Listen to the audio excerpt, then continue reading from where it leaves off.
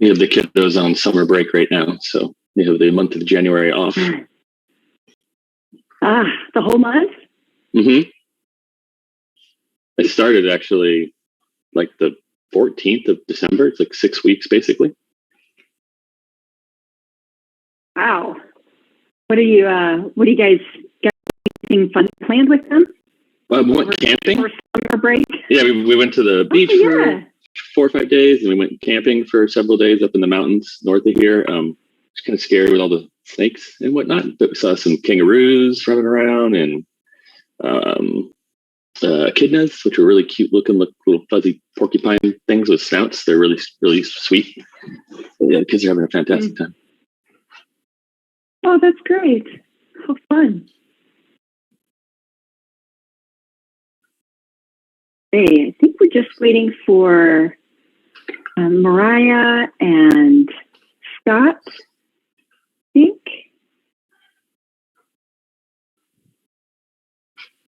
Mm-hmm. Great.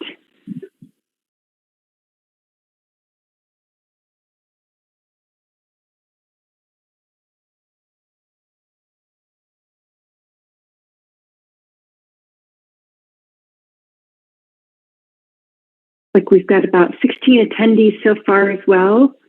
Thank you to everyone who's joining. We've got a couple of regular agenda items. If you've pulled up the agenda, taken a look, we're also going to be reviewing the COVID policy. If you'd like to pull that up and follow along, it'll be towards, we'll get through all the regular agenda items. You can find that on the DMS website. So for the attendees, just if you wanted to follow along, you're more than welcome to.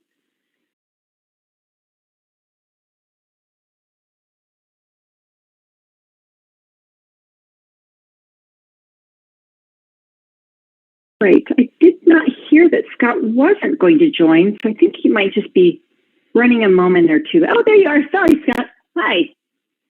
Perfect. Okay. So, great. Well, thank you all for attending the January 5th, 2022 VSWEA board meeting. I will start by reading the opening verse. Nellie, if you wouldn't mind doing the closing verse. First time I actually remember to ask someone in advance rather than putting you on the spot. So thank you, Nellie, for being able to do that. Okay. The true aim of education is to awaken real powers of perception and judgment in relation to life and living. For only such an awakening can lead to true freedom. Rudolf Steiner. And so we'll go ahead and proceed with board member introductions, as well as any of our other attendees. My name is Kirsten Cabina. I am the board president. I have 2 children at DMS, and I'll just kind of read over from on my screen from right to left. Ben, you're up next. Hi, everyone. Ben Fong. Sorry, I've got a cold, so I'm even more nasally than usual.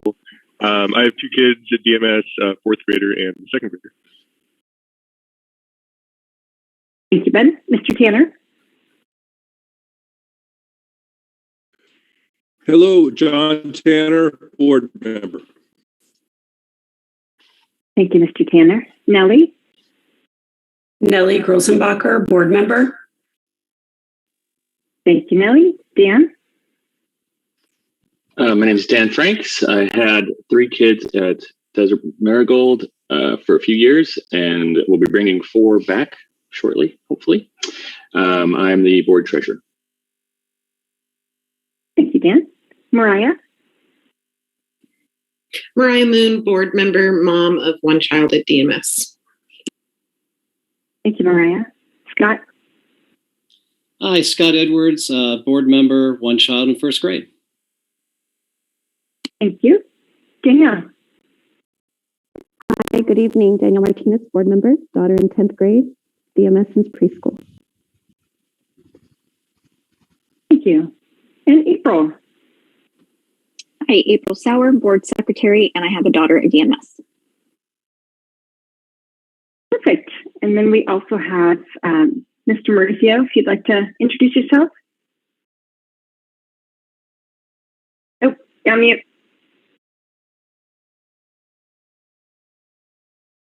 So sorry. Hello, everybody. Happy New Year. My name is Frank Marizio, and I'm the proud executive director. Thank you, Frank. And last but not least, Michelle. Hi, thank you. I am Michelle Kratzer, and I'm the parent council chair. I have 3 kids at DMS. Fabulous. Thank you. All right. So we'll go ahead and start with our agenda. And I did want to apologize for the agenda. As I was revising it, I accidentally put one agenda item on there twice. So sorry about that. April did catch it for me, but I'd already posted it at that point in time. So too late to retract. So sorry about that. There's 2 number 2s. So we only have 4 items instead of 5 today, or 6. So let's go ahead and start with the executive director update. Frank, I'll put you on the floor first. You bet. Okay. I did send you a board report earlier in the day, you guys. And I always like to start with some type of information about COVID. When I sent that report out, I want to say it was around 10 in the morning. I think I listed for you 6 or 7 cases. Since then, we are now up to 11 cases reported to us and 18 students actually being quarantined because of close contact or being a sibling of one of the students with the actual positive tests. So that's a significant amount of students that'll be not in school for the next couple of days. It was like a belly punch this afternoon when we were leaving that we had to find that out. It's very disappointing. That's all. It's just, it bums me out. The next thing I want to talk to you about, and I did report this to Kirsten, but I hadn't had a chance to talk to the rest of you. This week, we had to terminate our janitorial services. That company just was not doing their job. And I had to do a lot of data collection over the last month to have enough to show them your people aren't even coming because they threatened to sue us over breaking a contract. But I had plenty of data to prove that's not true. We're not breaking a contract. They broke the contract by not showing up and servicing us. We have a new company called Prestige. And our hope is that they are starting tomorrow. They were going to start on next Monday, but I'm hopeful that they have convinced their person to move to us tomorrow. In the meantime, Monday, Tuesday, and Wednesday of this week, Hector and Steve have been doing double duty. The teachers have been doing some extra cleaning in their rooms. Hector and Steve have been throwing out all of the garbage, cleaning the bathrooms, and restocking the necessities of paper towels, soap, toilet paper, that kind of stuff. And they're already tired after 3 days. They want this new company in as soon as possible. I'm sorry about that. This company was with us for the last 1.5 years, and they just dropped the ball, and it was time to move on. And so we have. I do want to say tennis is underway. We have 5 players on the team, and our coach, Vince DiNapoli, is the father of a first grader, and Vince happens to be a tennis pro and played in college back east in New York, and he's doing a wonderful job for us in the first 3 weeks.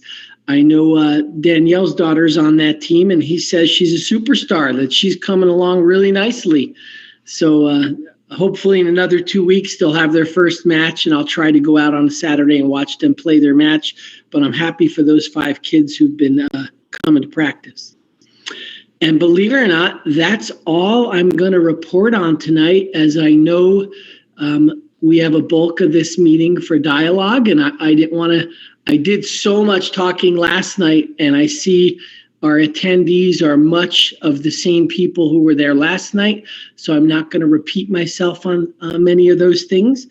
Unless you have a specific question about something that I might have skimmed over, I'm done reporting for this time.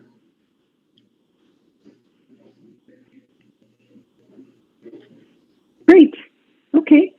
Thank you, Frank. Okay, so let's move on to our agenda items. So first we have any discussion and the approval of the previous minutes. April, thank you as always for getting our meeting minutes out to us.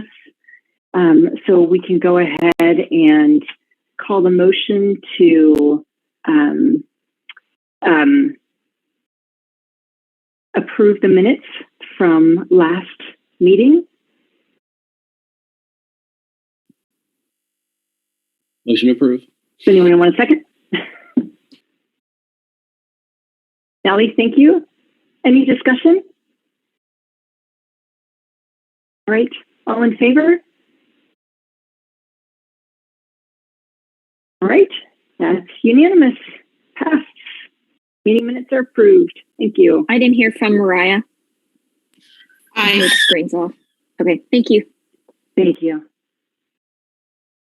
All right. Okay, next agenda item is actually combined number 2, a couple operational items. First item on there is going to be the meeting cadence that was brought up as an area of discussion. Are we good with the cadence of having 2 board meetings a month? Do we want to go to 1? I thought I'd open that up for discussion.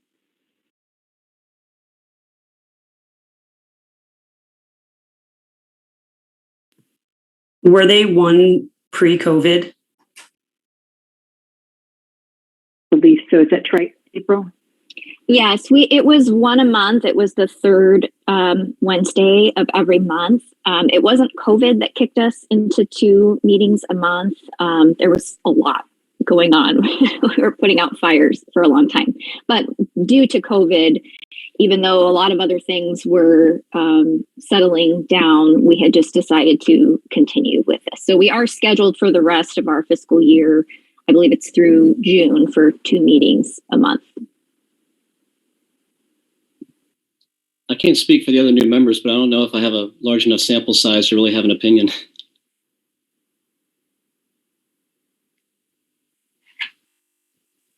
If we stay on Zoom, I really enjoy the two a month. But if we're in person, it would be nice to do that once a month if we decide to go back in person.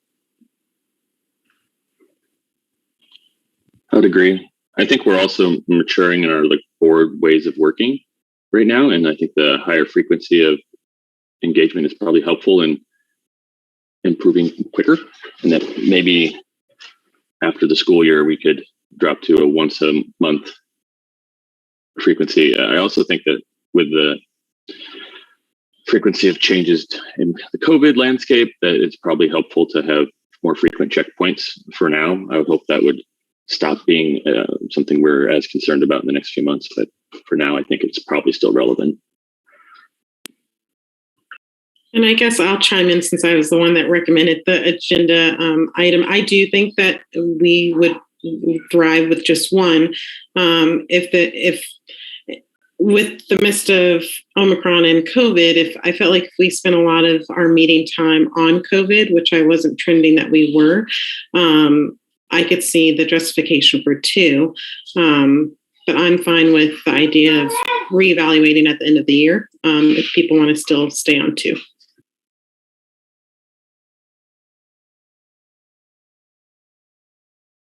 Any other discussion?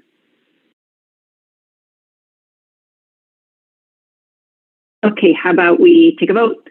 Ornella, did you have something? I'm sorry, I saw your hand. That's okay. Do we have intention of going back in person at all once the spring comes? We hadn't discussed it.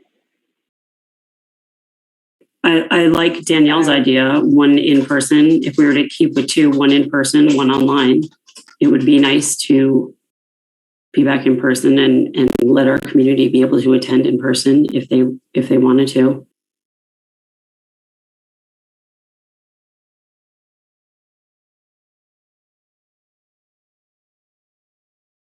Any discussion? Would that be starting immediately, Nellie, or were you thinking later on in the spring? I would always go immediately, but it would depend on what everyone else thinks. And is that then housed, were they normally in the eurythmy room? I thought they were in the high school. It was the eurythmy room. They were, so we had the high school English classroom, and then if we had too many attendees, we moved to the eurythmy room, which was in some ways kind of a pain because we had, a projector and a screen, and so we really had to move equipment over. And actually, I want to say everyone who had that equipment that we were using is now gone. So I'm just thinking logistically, like, I'm not sure who has the tech savvy to do that, because we want to be able to put things up on screen. So just another thing to think about. I don't have the equipment for that, and I don't know how to do it. So just FYI. Go ahead, Mr. Marzia. Just my 2 cents. I'm very concerned with the amount of cases on our campus right now. I cannot see, we've canceled after school activities. I cannot see us bringing, I'm counting right now, and that's 40 people on this meeting into that small eurythmy room while this is being spread. I just don't think immediate is the right answer. I'm not against having them in person again, but I think we need to, at this point, look to March before we entertain this, as all indications are this is not getting better. We are spiking.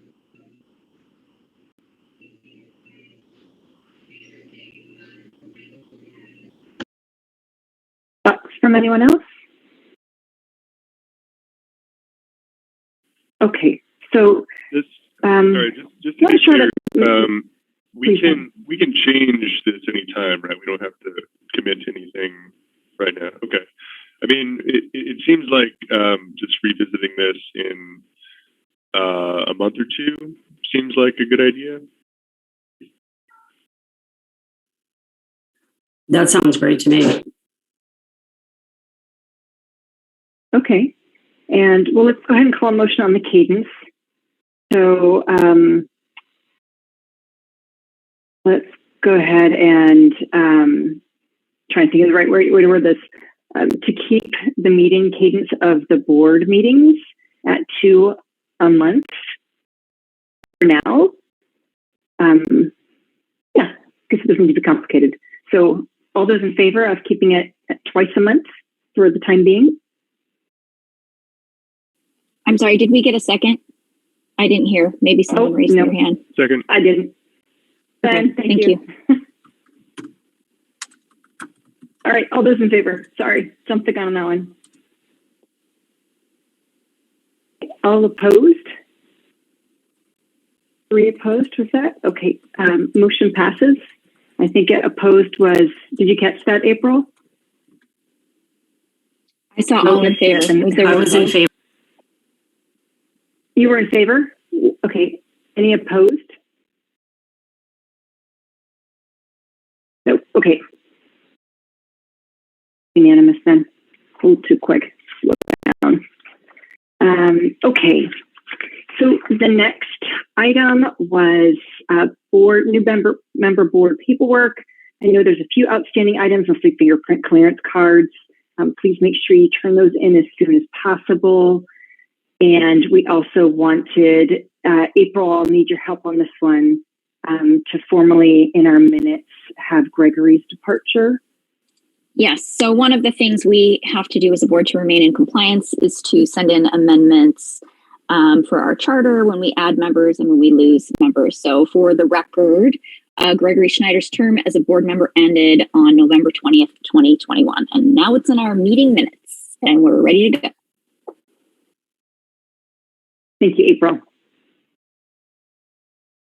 Okay, great. And we'll move on to the next item, which is the community survey. Nellie, I believe you sent that to us yesterday to take a look at. And so we'll go ahead and discuss that at this point. Did you want to kind of kick that off and introduce it to your hopes and your intentions? Sure. I've had this idea and this intention since I started on the board last year, and listening to a lot of members in the community saying that they just felt like they don't have a platform to be heard on. There's no public comment. At that point, there weren't really town halls. There's no comment drop box in the office. And they just wanted some avenue to be heard. So in September, I readdressed it again. There are many issues that I feel that that the community should be heard on. But this was just a general check-in, as you all saw. Just how do you feel, of how are we doing? How are you feeling? What can we do to improve? What can we do different? Do you have any general comments? And I think that, until we have meetings in person or open up public comments or allow people to, even in the town hall last night, the previous town hall, people were able to ask their questions. Last night they weren't. They had to type them in. Nobody was allowed to see them. And I just feel that the community needs to be heard on issues that concern them. And I think that it's a general enough survey. I think it was 5 or 6 questions, very basic questions of just a check-in with the community so we can see where they're at or hear any comments or concerns that they might have, rather than, what can be perceived as aggressive emails attacking us. And I think that we need to have open lines of communication with a community that we're governing with a board that's voting itself on. We're not giving them even a say in that.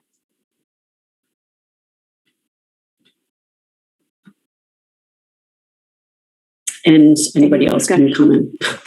Yeah, I'll make a comment because I know I responded to your email. I feel like the sound bite or the suggestion that there are not opportunities for people to communicate.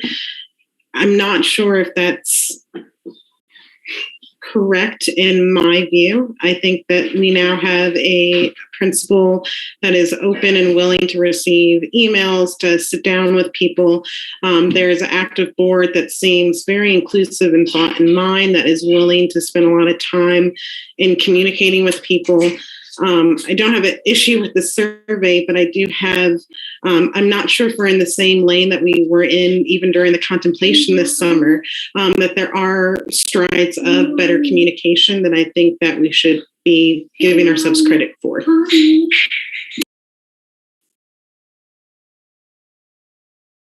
I hear that. And I agree that we are anyone in the community can tell you that my face is pretty much standing outside at almost every drop off and pickup. Anytime there's been a hard decision, Frank can tell you I would stand in the parking lot with him. I've made myself very accessible for many people to talk to me. I just feel that if people have an issue and they come and tell me, it might be hard for me to even relay their message where they would like their messages to be heard on a larger platform and not have emails, not have email exchanges back and forth. Just it's a simple survey that I think doesn't hurt. It doesn't hurt to check in with our community at all. I'm in favor of it. I think transparency has been my theme since the start, and I do know many parents that are no longer even tuning into the town hall meetings because they feel either they're not heard or they're shut down or for whatever reason. And I don't know the details of that, but I just know that it's happening. So Mariah's points are valid. It's just that perception's reality, and if we can do anything on many levels to increase transparency, I don't see the harm in doing that, like Nellie said. I also like anonymous surveys. I think they're a great way. And like I said in the email, I also like the option of people being able to de-anonymize themselves or self-attribute. But regardless, I like the anonymized, simple surveys that kind of just do it's almost like a pulse or a heartbeat of the community. The only caveat would be that we have to make sure that we stay on top of aggregating the results and surfacing them. Otherwise, people are just going to feel it's another way in which they're not heard. I also like the general check-in, but if it is an anonymous platform, what's the assurance to those filling it out that it truly is and can stay anonymous? I mean, that's an easy fix where we can, a question can be added where people can leave their name and have that be optional. I mean, who's reviewing them? I mean, is it truly an anonymous feedback? We could see if there's some way we could surface the anonymousness of the anonymity of the Google form. But it's largely a trust-based thing. You have that with any anonymous survey. Everyone, if it's skeptics, they're always going to be like, oh, yeah. We could use Typeform or SurveyMonkey, or there's other platforms that can be used. Right, or they can just make sure they're not logged in to Google, so Google wouldn't be able to surface their, in theory, account information. Isn't there a simple click option when you make the Google form to say collect emails versus not collect emails, and then you just only get responses? Maybe I'm not remembering that correctly. I've done surveys here and there, but I want to say that was one of the options so that it could be truly anonymous. Anyone could get it. But I also know there were times where,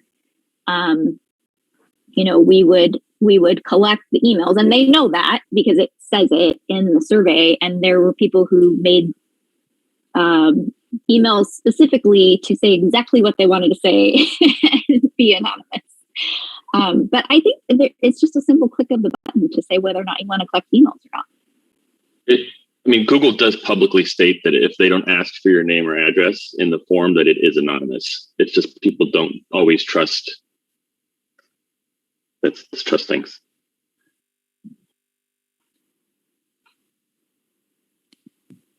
Could I actually ask what the concern is with anonymity, I guess? I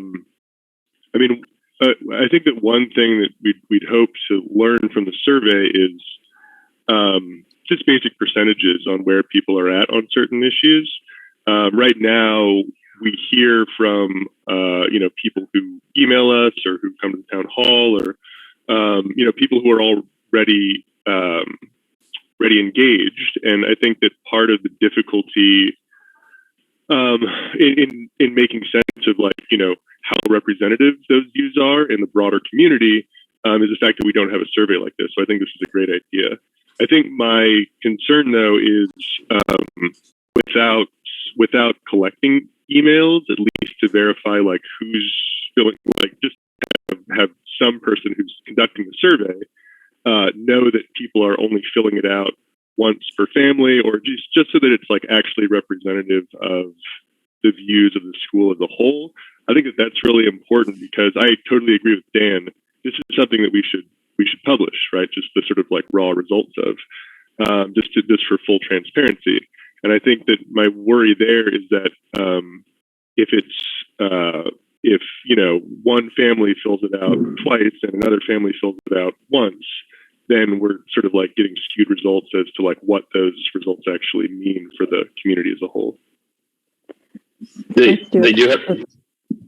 They do have an option in the form that you can say only allow a single submission, where they would have to actively spoof connections or clear their cookies and do something they'd have to go through a not insignificant amount of effort. Then I'm going to answer the first part of your question, which was why the anonymity. When I was first presented with this idea, which was last spring, Frank was still new to the community, and the community was still, I guess, as a whole, suffering a little PTSD from the prior administration. And at that point, people felt that they didn't have a voice. They couldn't even approach the office. They couldn't get out of their cars. They couldn't, cross the boundary line of the school property. And they felt that they were shut out, and they were kind of kicked in the corner and not heard. And I think that the process was to ease them back into knowing that we're here to bridge the connection. Frank had the contemplation. Frank is available all the time. We're pretty available. We answer emails, but it's just to bridge that communication that we do want to hear from you. Our Waldorf community matters. The Waldorf community as a whole is a huge pillar in what makes Waldorf whole. And we want to recognize that you're still here, and we want you to have a say and to know that your voice counts. So it really is stemming from conversations that I was having last spring, conversations going into the beginning of the school year. So that just answers that component of your question. Yeah, that makes sense. And I think as far as the sort of broader concern goes, the technical fix that Dan suggested seems to address my concern. And the beauty was that I come in fresh. I didn't suffer that trauma that the community as a whole had. So I can come in with a fresh opinion and a fresh set of eyes and think about how we can, work through some of these bigger issues that everyone has gone through. I don't disagree with Nellie. I think she's right when it comes to the anonymity. I just wonder if there's a way for someone to choose for theirs to be anonymous, or to say, I'm the person asking this, because in my opinion, if this is going to be a way to get some two-way, someone may have a concern that needs to be addressed and be solved. And I'm a fixer. I want to go problem solve all the time. I can't do that if I don't know who to call back. And so it would be nice if people who wanted an answer back had the choice to say, I don't need to be anonymous. I need you to know it's me, Frank. Please call me. Or Danielle, could you call me about this? And then there's still the opportunity for those who just want to remain anonymous to say, I just want to list this as a concern. It's a bigger concern than just my issue. Deal with it in an overall big picture. You don't need to call me back. I would like to see both options if that's possible. I mean, it's easy to just have a question that's not a required answer, which would be their name. People, a couple of the questions were paragraph form. People could say, I would love to hear from the executive director. Please call me back. This is Nellie Grossenbacher. So, there are options where it's not just multiple choice the whole way down. I guess that's if I can comment after hearing everyone, I feel like, are we using, and I feel like survey tools are complicated. We want them to be simple, but they're just not, depending on what you want to use it for. Ben was saying kind of the baseline of how are we doing? We just want a baseline temperature check. Now we're suggesting that we want a dialogue. I want a dialogue with the community in other more organic ways instead of, I would hope that if someone actually had an urgent matter or a need to build a narrative, that they would be using email, they would be calling the school and meeting with Frank. So I'm wanting to make sure that we're, if we're just doing a baseline check, that's fine. But are we opening up again this anonymous portal that maybe people will feel like they're heard or maybe they won't? For some reason, people a lot of times won't make that jump to communicate until they're reached out to in some sort of a survey. Like I get so many larger conversations that spawn off of like a 3-question anonymous survey where they like have to like name themselves in the general text field or whatever. And I was like, and I do actually talk to them. I'm like, why didn't you bring this up? Like we met last week. Like, why didn't you bring it up then? And they're like, oh, it just didn't occur to me. I didn't think about it at the time.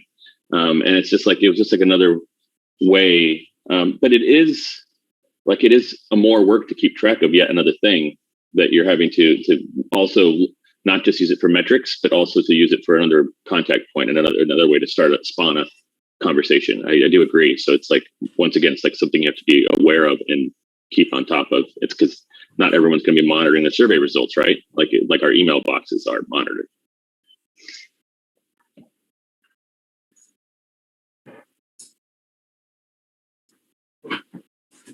Great. Well, it sounds like everybody's interested in pursuing the idea of having a survey, which I think is great.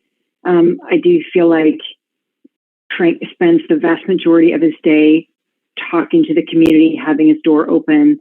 There is that avenue, emailing the board. We are trying to have more regular town halls. as we open back up. And I think adding a survey to it is great. As many avenues as we can provide people so they can feel comfortable in the format they are. Some people don't like to talk face to face, so I think it's great. Sounds like we just need to find a platform that's going to accommodate the ability to be optional. Like I want to self-identify, I don't want to identify. Sounds like a text field works in that way. And Nellie had proposed some questions. Did anybody have any thoughts on those questions? Does those seem like reasonable questions to kind of start and get a baseline? I don't know if everybody had a chance to look at it.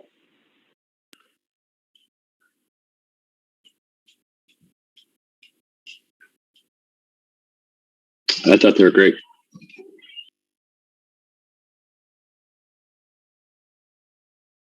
Great. Any other discussion? All right. Well, not sure if we actually have to move to do that. I think that's just something we can do. April, keep me honest here. I have no idea, but Mr. Tanner is great at saying, do it just in case. That way we don't shoot ourselves in the foot. Right. He's giggling down there, Okay. but he's on mute. He knows I'm right. We're on to something here. Wise words. Let's do it. Okay. So let's set a motion to send out the community survey form as Nellie has graciously put together for us. All those in favor? Or no, do I have a second? Oh, no. Danielle, thank you. All those in favor?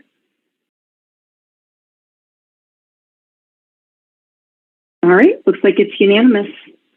Nellie, would you spearhead that survey, getting it together? I think the only thing, it looks like we need to change up the requirement of being able to log in. Nellie, did you know of what Dan had spoke to about? I can research the Google platform, but I can also look into other platforms like SurveyMonkey or Typeform or something and see. Yeah, I want to make other sure than that, adding the option for a name, I don't want to complicate it anymore. I think that those are fine basic questions to start with as check-in. I do too. I just don't want one family filling it out 15 times. So if we can put that safeguard in there, that's my only concern. There's only complexity I think we need to add to that form. I can look into that, but there's nothing that's going to stop people from logging in from other platforms and other devices. Oh, and I sent an email that shows how to enable the submit only once on purpose anyways, and then how we can tell the community how they can verify that they are anonymous. So we can provide instructions when we send out. It's like, if you want to verify that we're doing this anonymously, here's how you can do that. Thanks, Dan. I appreciate it. Awesome. Thank you. Okay, great. And Nellie, if you want, when you get that all done, if you want to send it over, I can post it on Parent Square also, so we can kind of get it out there in a couple of different ways. Perfect. Thank you. All right. Our next agenda item is community Zoom rooms. This was a fun idea that Mariah had proposed. Mariah, I don't know if you remember or not. I can totally refresh you. If you didn't, I know it was a couple of weeks ago that you sent it to me as an item. Yeah, I had suggested that we look at our agendas and how we allocate our time during usually 90 to 2 hours on the meetings. And, kind of echoing from our last agenda, this need to be really transparent and give people lots of opportunities to have communication and dialogue with all of us, including Frank.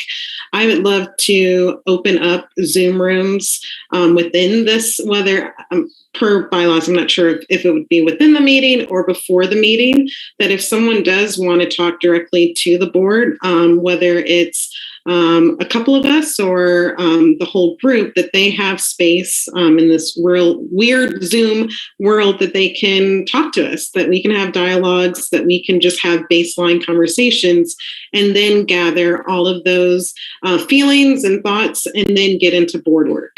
We're supposed to be working on behalf of our community, and if they aren't feeling like they're being heard, we should give them opportunity in this 2-hour frame to talk and to dialogue and have organic conversations with us as a group.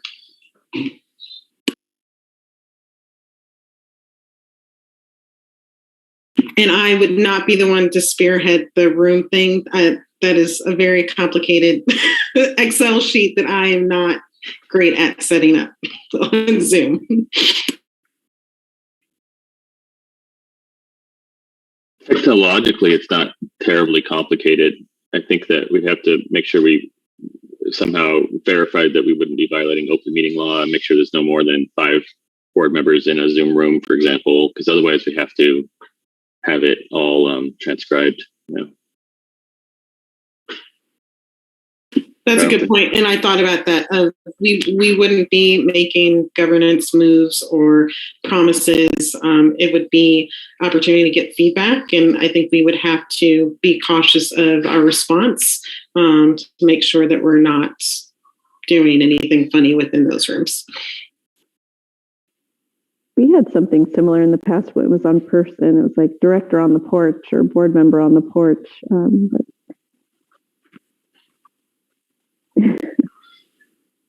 But I think that would be a great idea to do Zoom and in person.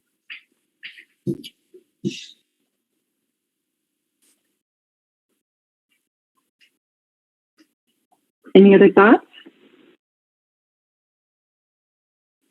I just need clarification. We're talking about something separate from our board meetings. This is a different time, a different day. Okay. It may be the same day. I mean, it sounds like we could potentially be doing it from like 6 to 6:30 or from 5:30 to 6. And it's just a separate, it's not part of the board meeting. It's separate. We can have it as a regular agenda item, Zoom room, summary or something like that. But yes, we need to be mindful of that. It can't be more than 4 or 5 board members. And, so we could have kind of just that open forum, but we would need to make it a separate event, not as part of the board meeting. As you can imagine, I'm all for any opportunities where we're bringing the community's voice into the fold.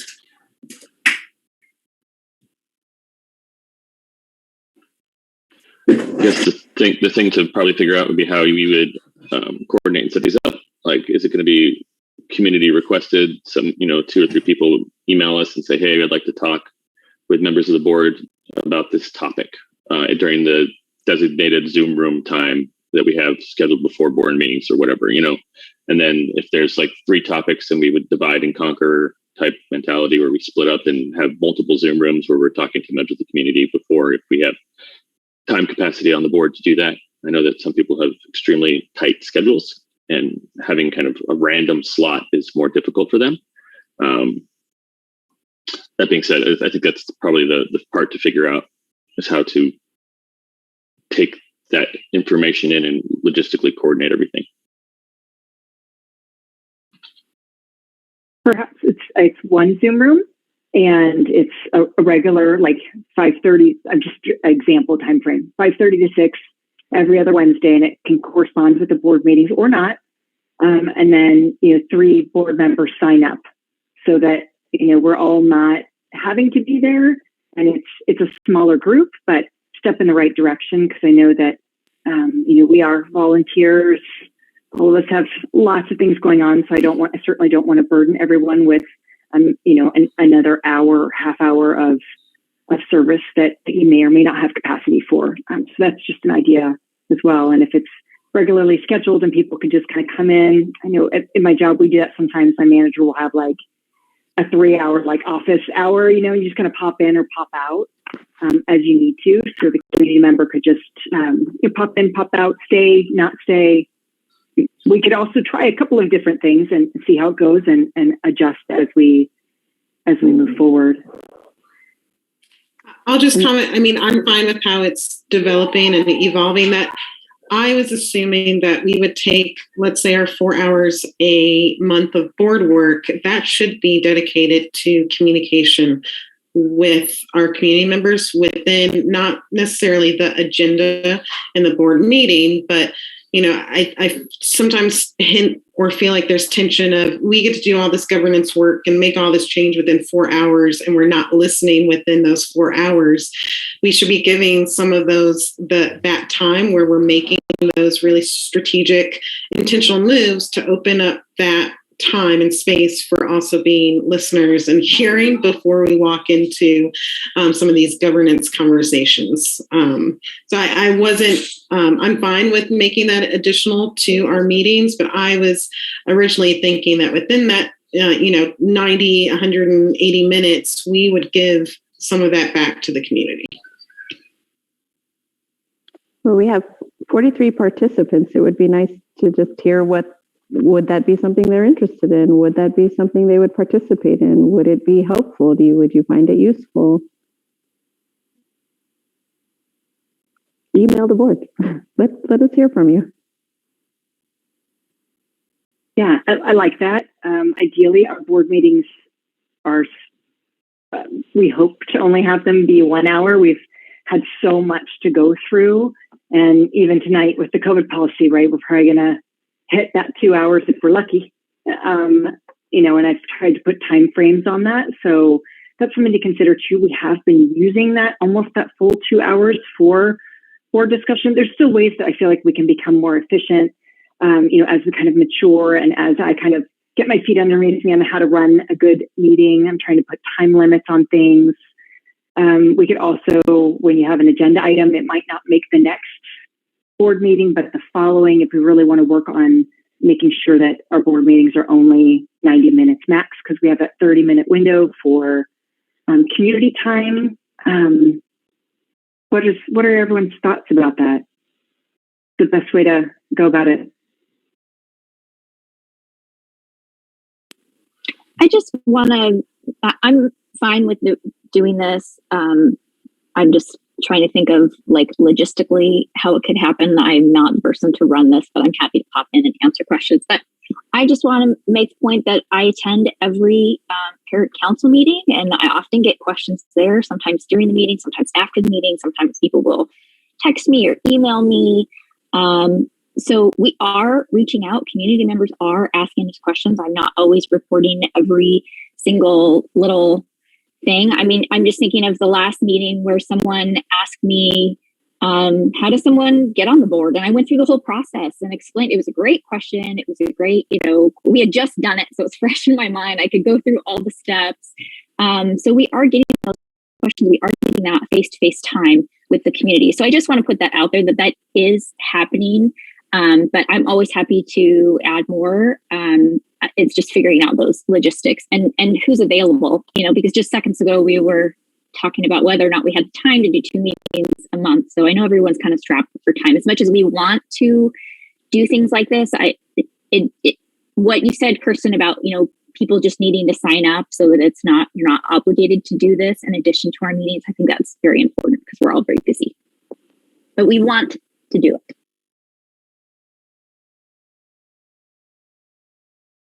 Mr. Tanner, what are your thoughts? You've been quiet. You have to show me how this is not going to violate the law. And so until that's proven to me, I am not for this. Okay. Well, I know that we cannot have it as part of our board meeting. It would need to be a separate event. We need to make sure that all the board, we don't have too many board members there. But definitely we should research that. I know that reviewing meeting laws is something that I've been wanting to do. April, I think you were just in touch with someone around meeting laws or charter board or whatever it might be. So perhaps that's an item for next or for homework. We're all getting better acquainted with the meeting laws. I know that April's also trying to set up for someone to come in and give us a training. Remind me when that was. Did they opened the date yet, April, or had they not disclosed the upcoming date? So you're kind of talking about two different things, but they also coordinate. So obviously John Tanner's talking about open meeting law, which anyone can study. You can watch the video, you can read the booklet. That information is available to anyone, everyone in the state of Arizona, anyone who has the internet. I've been talking to Rachel Hanna from the State Charter Board to get more just charter specific training, but open meeting law is a part of that. And I'm still waiting for her to give me specific dates. They have not yet said that. But I did send out that meeting or that information to the board that she said sometime in January or February, but that's as close as we got information wise, but it should be happening soon. Okay, so it sounds like we have some work to do as far as researching Arizona open meeting laws, making sure that we are not suggesting something that is out of compliance or could be construed as such. Do we feel like we should all take the time to do that? It's probably a good exercise for everyone, particularly when, seems like we're kind of unsure sometimes with email, and that might be a nice follow-up item for everyone to do. Are there any thoughts around that? So the mentorship document that I put out when we got our 3 new members, the information is on there. I believe I put a link to the open meeting law booklet as well as a link to the YouTube with the slides and the actual presentation that was given, by the professionals. It's the same person, Danny Garone, who gave me I had one in person, or rather online, but it was a live presentation. It's essentially the exact same information again, and everyone has access to that. It's in our files. I can send it out again when I send out the meeting minutes, so everyone can check that. And you can search it. It's really easy to search and look up specific things. It's not a huge read. It's 20 minutes of time. It's pretty straightforward. Okay, great. Well, that sounds like a good exercise for us to do as a board, just to make sure if it's been a while since you visited them, if you haven't had a chance to, perhaps before the next meeting, we can make sure to all acquaint ourselves with the open meeting laws, and also then double check to make sure that what we're proposing with, kind of the Zoom meetings is not in violation. Does anyone want to spearhead setting up potentially those meetings after doing said research, the Zoom rooms, community Zoom rooms? I'd be willing.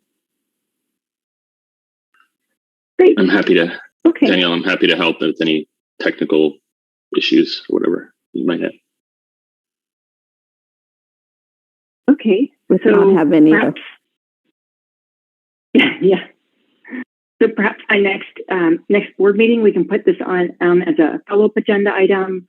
Danielle and Dan, maybe you can update us on the how we go about being able to offer that, and from compliance to technical considerations to logistical considerations.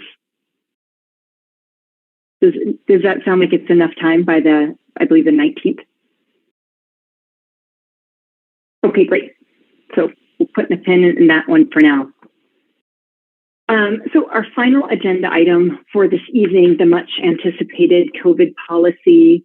I sent an email to everyone just outlining the way that I think we can make sure that we are, I'm just pulling up my email so I can refer back to it, that we can make sure we're looking at this in a fair way. We had a folder filled with documentation from a variety of different sources, all the way from CDC documentation to how Madison County is rolling out their new COVID policy. So lots of things to look through.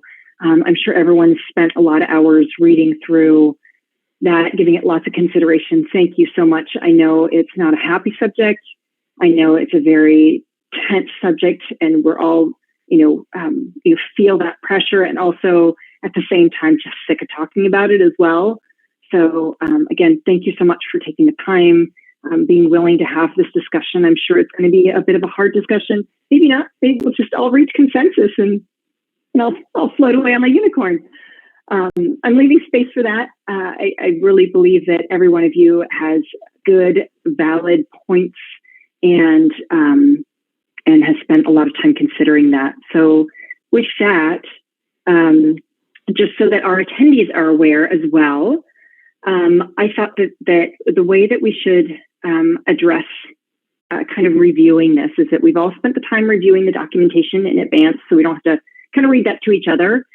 And in order to keep it in hopefully a 30-minute window, I realize that that's also ambitious, but we'll give it a go, that we can allocate 3 minutes to anyone that wants to voice things like modifications to the COVID policy, additions, deletions, changes, those things.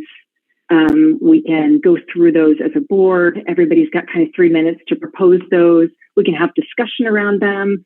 And then if anyone feels the need to propose a motion, we can take a vote at that point in time. So from a timekeeping perspective, what I thought we'd do, I will largely just be the timekeeper. At this point in time, I'm still going to vote, but I won't, I won't necessarily feel the need to engage in conversation. So I'll do the time tracking, what I thought would be least disruptive, because I don't want to jump in and interrupt people when they have their 3 minutes to share. I will keep time at 2.5 minutes. I thought, I'll just kind of give a little visual indicator of, my purple box here that indicates that you're at 2.5 minutes. You get about 30 minutes to wrap up. Again, because I don't want to jump in. It's disruptive. So I'm like, oh, hey, you're at 30 seconds or whatever. And then we can kind of see how that goes. Just a basic framework so we can get started on it.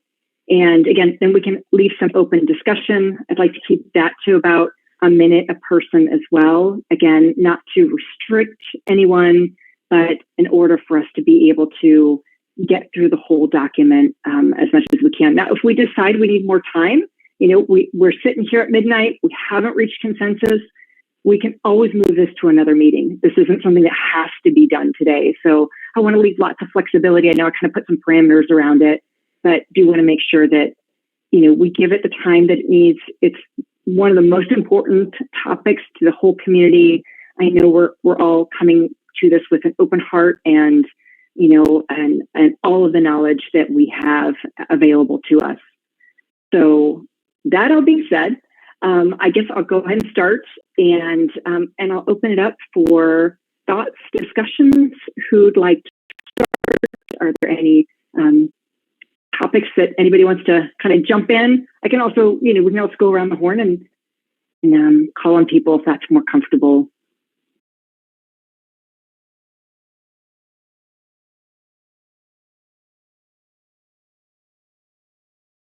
Did go around the horn? Oh, okay. Scott, go ahead. I just, for just to get the ball rolling, I guess I'll be happy to go. Okay, so first of all, I just want to let everybody know, and everybody know that's listening, that I am checking myself, my person, Scott Edwards, as a father, as a husband, and as a person at the door. And everything I'm putting forth right now is evidence-driven. And so I hope everybody can receive it in a similar way. So I want to start off by saying the school is, I think, fragmented on the COVID issues. It needs to come together and heal. And the last thing we need is another policy that's thrown down their throats. This, whatever we come up with, has to be accepted. And to be accepted, it has to be understood. It may not be liked, it may not be wanted, but it has to be understood at least.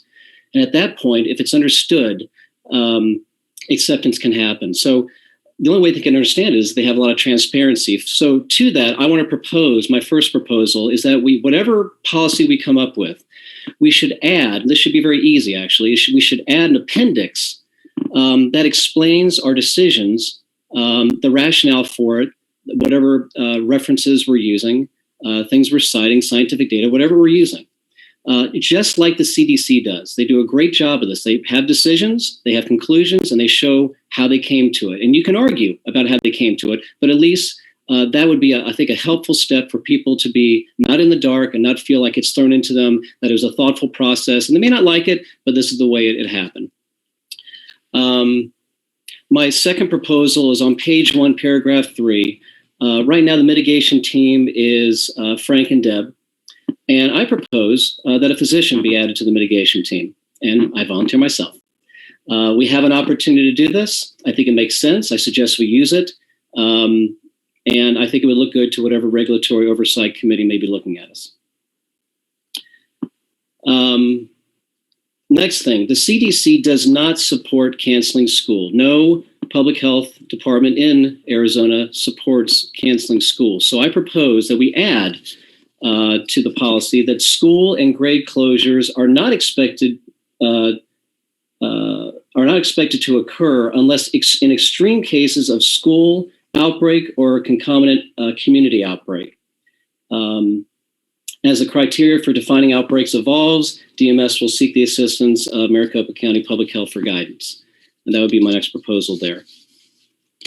Similarly, the CDC does not support canceling outdoor extracurricular activities that does not involve close contact or heavy breathing. I use double negatives there, but I think you know what I'm getting at. So I propose that we also add a provision stating, as most outdoor extracurricular activities at DMS do not involve close contact or heavy breathing, these events may be considered for postponement, rescheduling, cancellation only if school outbreak or concomitant community outbreak is also occurring. And again, those definitions can be provided by the Maricopa County Department of Public Health.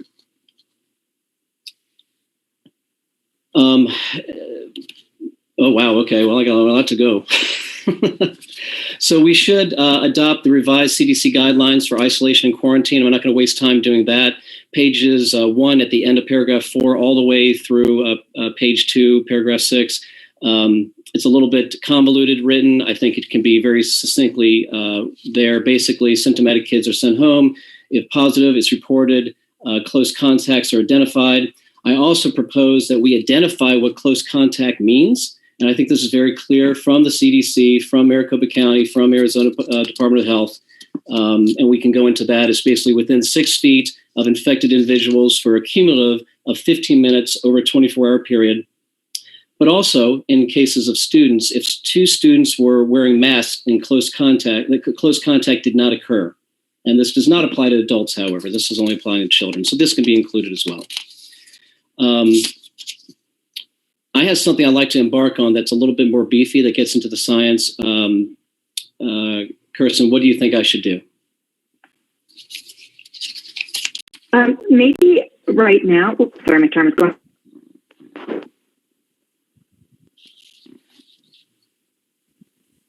I think I've lost you. I'm all for Scott continuing.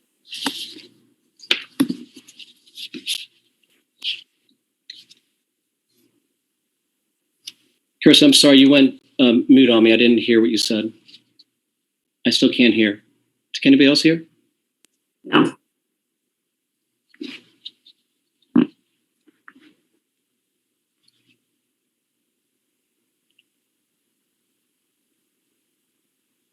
We lost our president.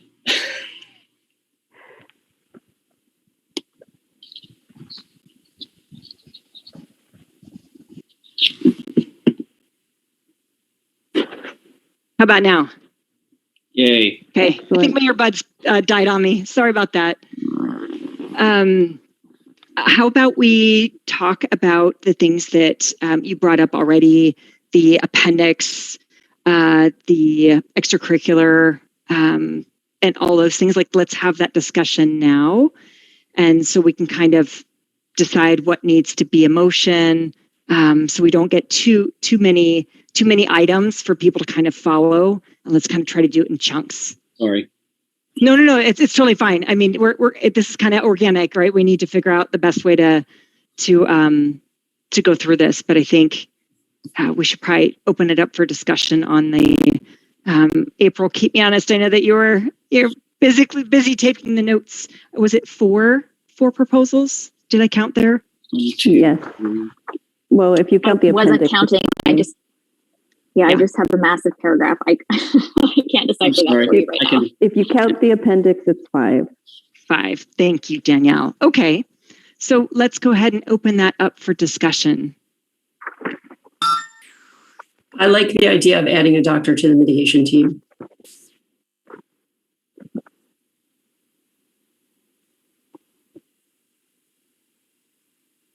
I like the idea of having a doctor on the mitigation team.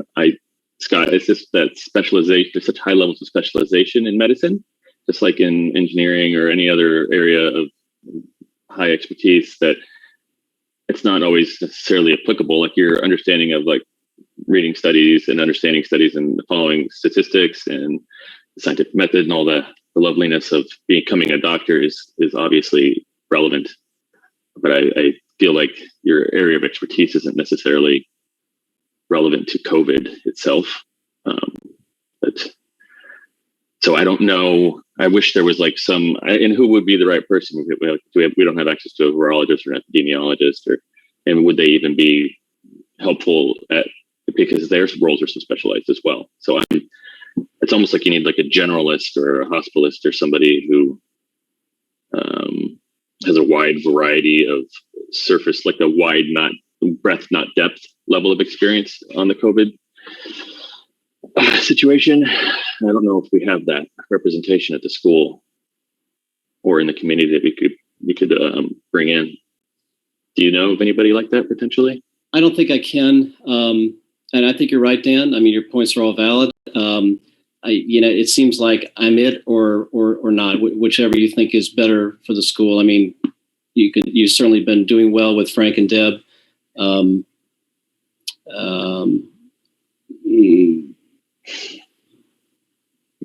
leave it to the board to decide whatever they think is the best course of action. I'd like to see a board member and faculty, if they're willing, on the mitigation team.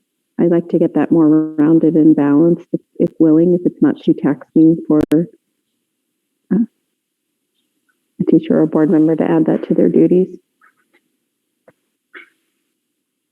I'm curious, Scott, what position you would have on the mitigation team, because right now, Frank, correct me if I'm wrong, it's you and Deb finding out there's positive cases, going through the protocol that she clearly laid out, and contacting the Maricopa County Department of Health in the middle of the day. Scott, we know you work, you're busy.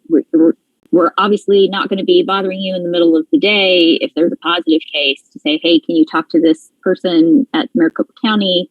So I'm wondering, I mean, apart from making these proposals and helping to write the COVID policy, what would a doctor specifically be? What would their position be on the mitigation? Fair enough. Because we can certainly all write the policy here and, agree upon it, make those modifications here. I don't see a position there because it's a committee of 2 right now. So it'd be a committee of 3 and it would be a sharing a task kind of thing. I don't think a position or a title, but if you're asking what I would be doing, first of all, I'm a surgeon. I get called all the time. And so this would be one of those things that would take a priority. No, I don't need to do the legwork of reporting, but I do need to, be part of the team. I don't need to. I said I would be helpful to be part of the team to be sure we are being compliant. And like I said, it just seemed like a good idea. I'm not, I just thought it might be a good idea. But if you don't think there's a really good need for it, then I'm happy to withdraw that proposal. So, Frank, how do you feel about the 2-member team of the mitigation? Could you use more help on that? Well, sure, we would love more people. The issue is the process itself means you have to be there when it happens. And let me explain a little bit about what happens when Deb or I get a phone call from a parent saying, my son just tested positive. And there's 2 different ways this goes. He's at home with me and he tested positive, or I just got the test and he's sitting in your 3rd grade class right now. And so now, depending on which scenario that is, We obviously ask the questions like, well, who are you? What's your student's name? Do you have siblings at home? Are they also on campus? There's some simple questions that we have to do to find out lots of information. If the student's on campus, we go get him immediately and have the parent come pick him up. But the next thing that happens in the contact tracing, which is very important because we follow the CDC and Maricopa Maricopa Health Division's protocols of, well, what does this mean of, we know what it means for the student or adult who has COVID, they immediately are placed in isolation. What happens to the one who's a close contact? So now either Deb or I have to go right then, talk to the teacher and say, here's the student, they sit in this desk. The people sitting within 6 feet of them, and we literally know how each desk is 2 feet and the double desks are 4.5 feet. So we know this could be 2 desks over. We want the names of all those students. Now we ask, are those students vaccinated? Because the older ones could be. And if they are, they don't necessarily have to be quarantined by the new protocols. Are they wearing masks? Are they vaccinated? That's just in the class. What happens at recess and lunch when they're outside with their masks off? Are these 4 kids sitting face to face at a picnic table? Are they playing tag and wrestling? All of a sudden, like today, that rose to 11 kids in one class in close contact as Deb, I speak to the teacher and figure this stuff out. We literally were in my office drawing desk maps on the wall with initials in the desks to figure out who was sitting where and who ate lunch with who. The issue in involving someone else, whether it's a board member or a classroom teacher or someone from the medical profession, is you need to be able to come right now. We don't have hours for this. It's 8 o'clock at night right now, and Deb is still on the phone calling those 16 parents to have a personal phone call with them instead of just an email to make sure they understand their kid is going to be quarantined. Right. So this takes a really long time. And this stemmed from one case today. One case. So, yeah, it's great to have people on it. I'm feeling your frustration. I guess I wasn't thinking the legwork that you guys are so busy doing and could definitely use some help on. I thought more of an advisory role, for example, the case you used. When they got the call, they got a test. Was it an antibody test? Was it an antigen test? Was it a PCR test? What does it mean? Was it FDA approved? These things, it's not on the paper that you're given to follow, but these questions may come up, and that was a quick call to me, and I can solve that for you. And we ask those questions. Those are things Deb asks parents. Okay. Some parents are willing to share with us and some are not, and we don't force them. And we ran into a totally unique situation today, which we've never run into. Like I just described, there was a kid in class who tested positive. He took the test yesterday. Why is he in class? So we're thinking, why would a mom send a kid to school if he wasn't feeling good? Or they sent him for a test yesterday because he was exposed. Well, we haven't even thought of this scenario. The mom explained to us, no, my son is having an MRI with his doctor on Friday, and part of their protocol is you have to go 3 days in advance and test. He doesn't have symptoms. He has not been subjected to another case somewhere. And so we never heard this before. He tested positive because he just went to test to do a routine doctor appointment for an MRI.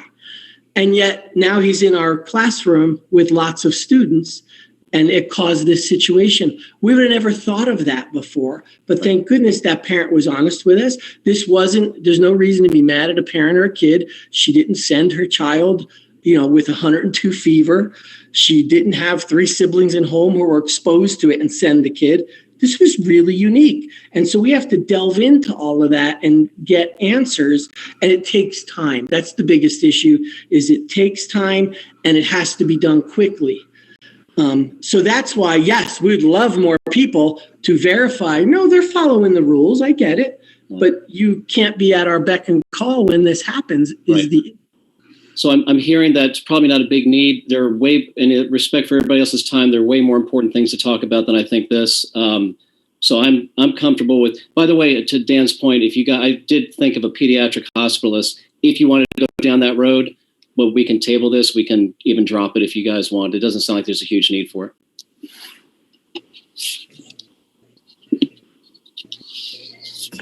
If Frank doesn't feel that it would be helpful or useful to have an advisor at that level, and everything seems to be pretty well in hand. I am not saying it wouldn't be helpful. Another set of eyes is great. The issue would be when we call, is someone manpower. You need manpower, sounds like. Yeah. Okay. So, and I wasn't clear. I think a good thing would be if you are making a proposal and you want to move it to a motion, please feel free to do so. I'm not sure what your mind, what's in your minds or hearts. So if you feel like you want to put something to motion for us to vote on it, please feel free to do that at any point in time too. That might help also, as we're all kind of trying to navigate the best way to do that. I'd like to clear out these other proposals if I can, just yay or nay. Sure. Yep. So the idea of an appendix, explaining the rationale behind the decision, the transparency like the CDC does, open to discussion, but so we typically say we follow the Maricopa guidelines. We don't try and write the policy, right? We always say that when we're like, we don't do the policy, we just follow the medical professionals and we just do what Maricopa tells us to do. Do they provide that level of appendix currently? I mean, I feel like I say that as a somewhat rhetorical question. I feel like they do. Do we feel like it's not clear enough or that we need to emphasize, and how will we keep that in sync? Well, I think you're thinking along the lines, Dan, of like everybody else thinks, that we're just following the guidelines. The guidelines are vague. And that's why different places do different things, whether it's a company, whether it's a school, whatever it is. They list a number of things and different ways of handling it, and everybody takes a combination of that. And so then they refer you to the appendix and say how they came to, like, for example, the CDC doesn't want to close schools. Well, that's a long discussion about how they came to that decision based on the studies that are out there. That wasn't just an arbitrary thing. And so I think, so there's two things. First, it's a lot of interpretation that I think will be helpful if we showed how our interpretation led to our decision, why we're doing things that we were doing. The second thing is, sometimes people just get mad. They don't like it, and they blame us, like we're the villains, like we're imposing it on them. And I think it'd be helpful to say, this is our thought process. Look at the studies, look at the data, look at what these people are saying, look what's been done in this county, and then I think that would offset a lot of the angst that people have sometimes when these things happen. So I think that makes sense. How do we keep this from turning into like we have to basically write some clarifying statements that would define how we come up to ideas, and then all majority approve what that says without kind of devolving into I like this line, but I don't like this line, but I like this line, but I don't like this line situation. That's my concern. So I want to make sure that the time spent would be beneficial. I do agree about like the reason I posted that Madison County or Madison School District thing is because they did do interpretations that were different than people might have assumed that were meant by the Maricopa County, and they made those recommendations with the Maricopa County, right? So I do think that makes sense. I'm curious about implementation and how that would look. Well, we could start see what it looks like. That doesn't mean we have to approve it right now, right? We could approve starting this work of defining how we come up with our decisions, and then get something created, and then approve that. You know what I mean? I can just chime in as an example, and I'm not sure if this is what Scott is suggesting or not, but my experience with my protocol, it existed out of a policy, and then you build out a protocol that supports appendixes you can source it, you can then show the flow of that change of that policy. Policies shouldn't be changing as much as COVID protocols do change. So if there is a justification that's backed by research that organically shows all of the changes from the very stern policy that we have worked off of. It pretty much story tells with backing of the research and how we have evolved within that policy. That would be my understanding and my support as to why I think appendix would be a good idea.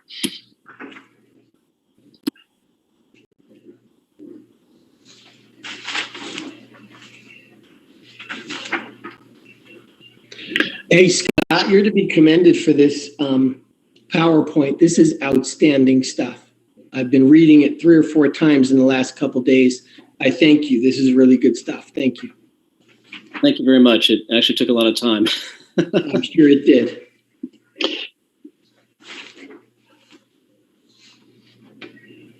Well, if there's no other discussion about that, may I make am I allowed, I'm not even sure I'm allowed to do this. May I make a motion for the proposal?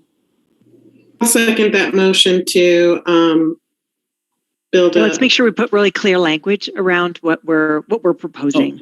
Oh, okay, then let me read it. It's difficult, yeah. Okay, then I wish I put this in quotes. I apologize. I am proposing that we add to our policy an appendix that offers explanation for the decisions that were based on our rationale and scientific data. Second.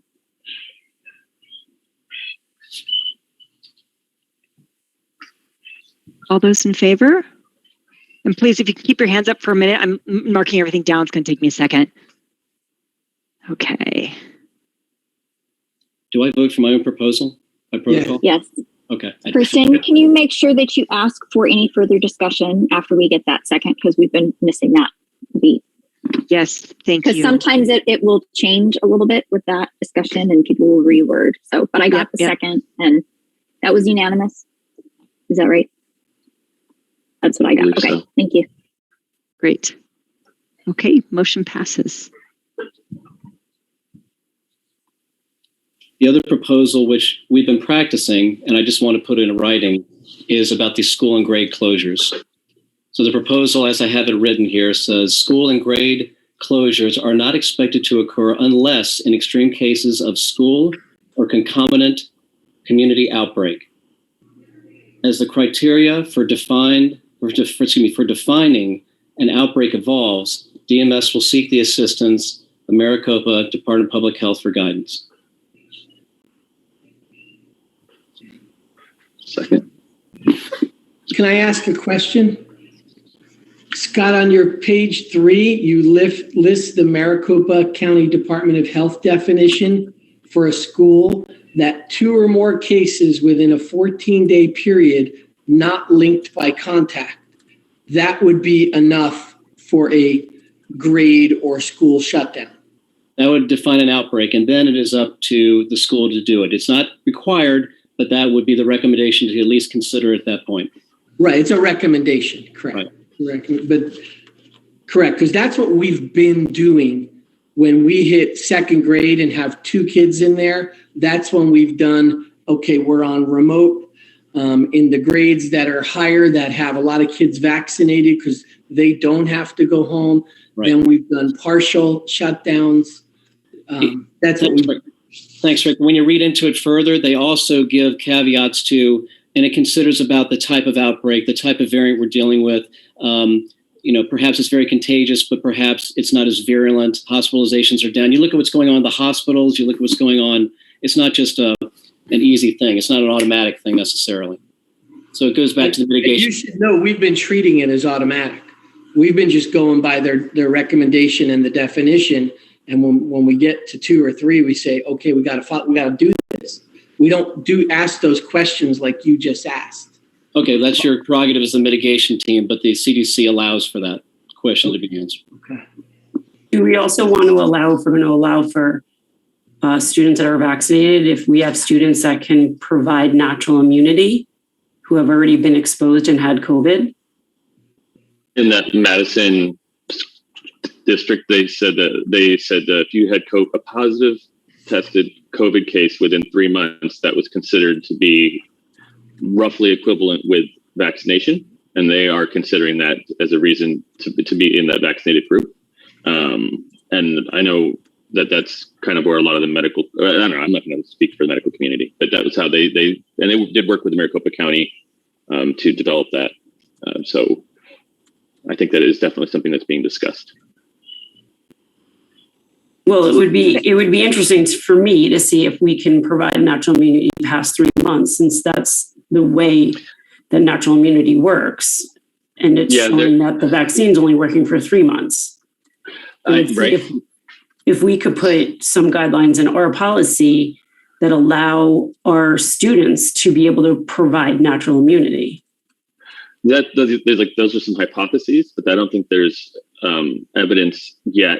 But I think they put that 3 month window on it so that they could still, like, it's kind of like keeping that option open while more studies come in to know if they extend that. And then how the natural immunity extends between variants is also, like, a lot of people are saying, oh, Omicron gives you Delta immunity and all that. Like, there's a lot of uncertainty right now. So they just kind of made like a blanket.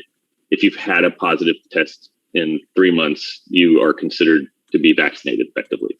If you look at Scott's page 1 after the cover page, it's listed right there. It says current CDC, Arizona Department, and Maricopa recommendations. And it does a vaccinated / previous infection. And so it still says on some of them, you still quarantine, and on some you do not. Like if you're asymptomatic, but had a previous infection or a vaccination, then there is no quarantine. But if you are symptomatic, you would still quarantine, because as we know, people who've been vaccinated can get it, and people who have been sick before have gotten it a second and a third time. So if you're showing symptoms, this says you still quarantine. That's correct. It's right there on his page 2. I want to throw just a quick thought in there. I know I said I wouldn't speak up, but how do we can we consider what do we do when it's a teacher? That's different. Teachers are. But if the teacher can't be in class because they don't meet the criteria, who's going to be there for the kids that have been vaccinated or have natural immunity? Or do we get a sub? Do we write that in? Just an item for discussion. Operations issue. I will tell you, this has been a challenge for us when a teacher gets COVID. Believe it or not, when they're a close contact, they don't have to quarantine because they're considered more than 6 feet away from teaching in the front of the room, even if they don't have a mask.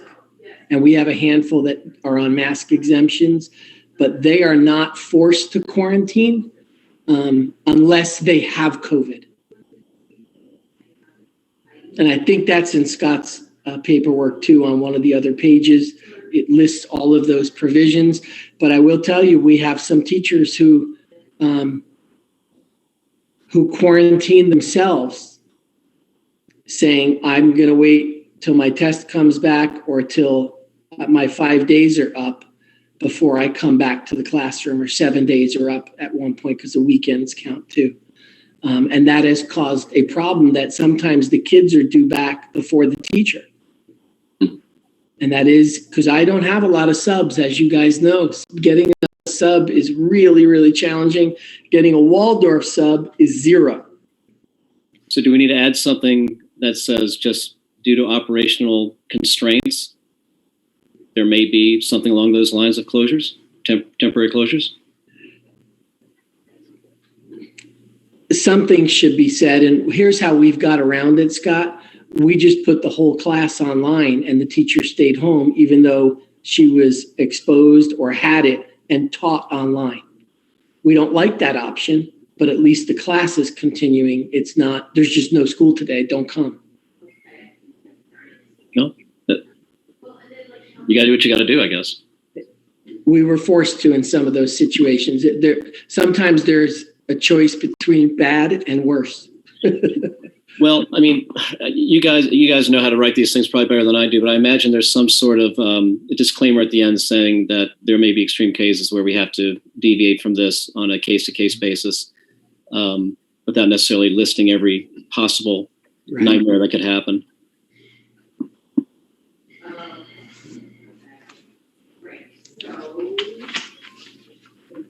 Okay. Anything else? Just I'm trying to be cognizant of time. I think we had a good discussion on that. Let's see, which piece was that? Was that oh gosh, it just left my mind. The Closures. Quarantine? Closures. Are we calling them closures or are we calling them quarantines? Quarantine. I think there's a difference. Quarantine handles an individual where closures handle masses. Mass, class or school as a whole. Okay. That was a separate category. Great. Okay. So do we want to, since we've had discussion, do we want to propose a motion? So Scott already said the motion. He said it too quickly, so I did not get it all down, but I know he read it. So would you be willing to read that again for the sake of just clarity and making sure we're all there and we know what we're voting on? Sure. School and grade closures are not expected to occur unless in extreme cases of school or concomitant community outbreak. As the criteria for defining an outbreak evolves, DMS will seek the assistance of MCDPH for guidance. And I seconded or attempted to second before. Thank you. Is there any other discussion? Yes, I really want to hear from the teachers what their expectations and desires are for their class. I mean, I realize we have these guidelines in place, but I want to know what each teacher that's teaching in those classrooms wants. And why couldn't we accommodate those wishes and make these exceptions in the guidelines? I want to know from teachers. I really want to hear from them.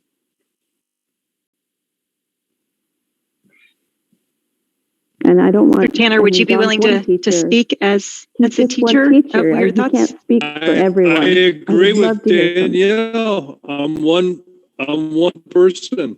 You've got Frank, what do we have? 24 teachers at the school, 20 employees. I mean,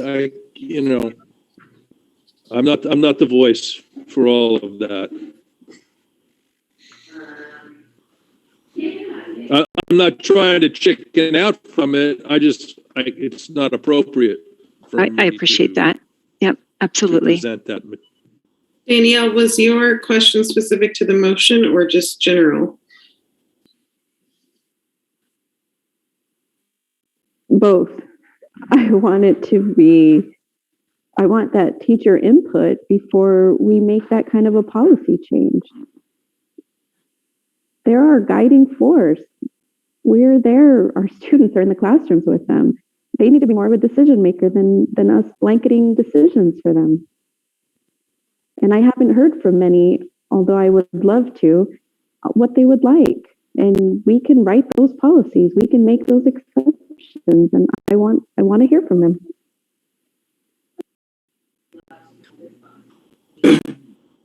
How do we appropriately include them in a conversation? Could that be like a community Zoom room with a few board members and all of the teachers?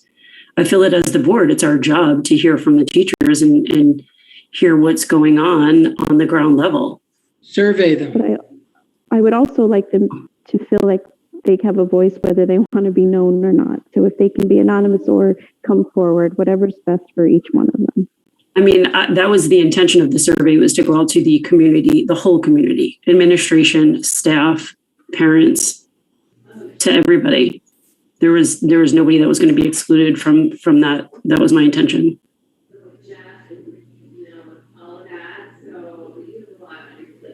So I can add that as a line item in that one question.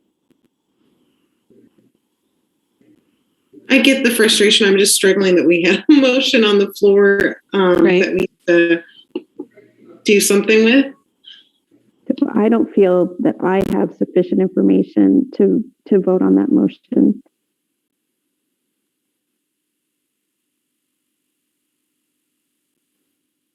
I have a question of clarification.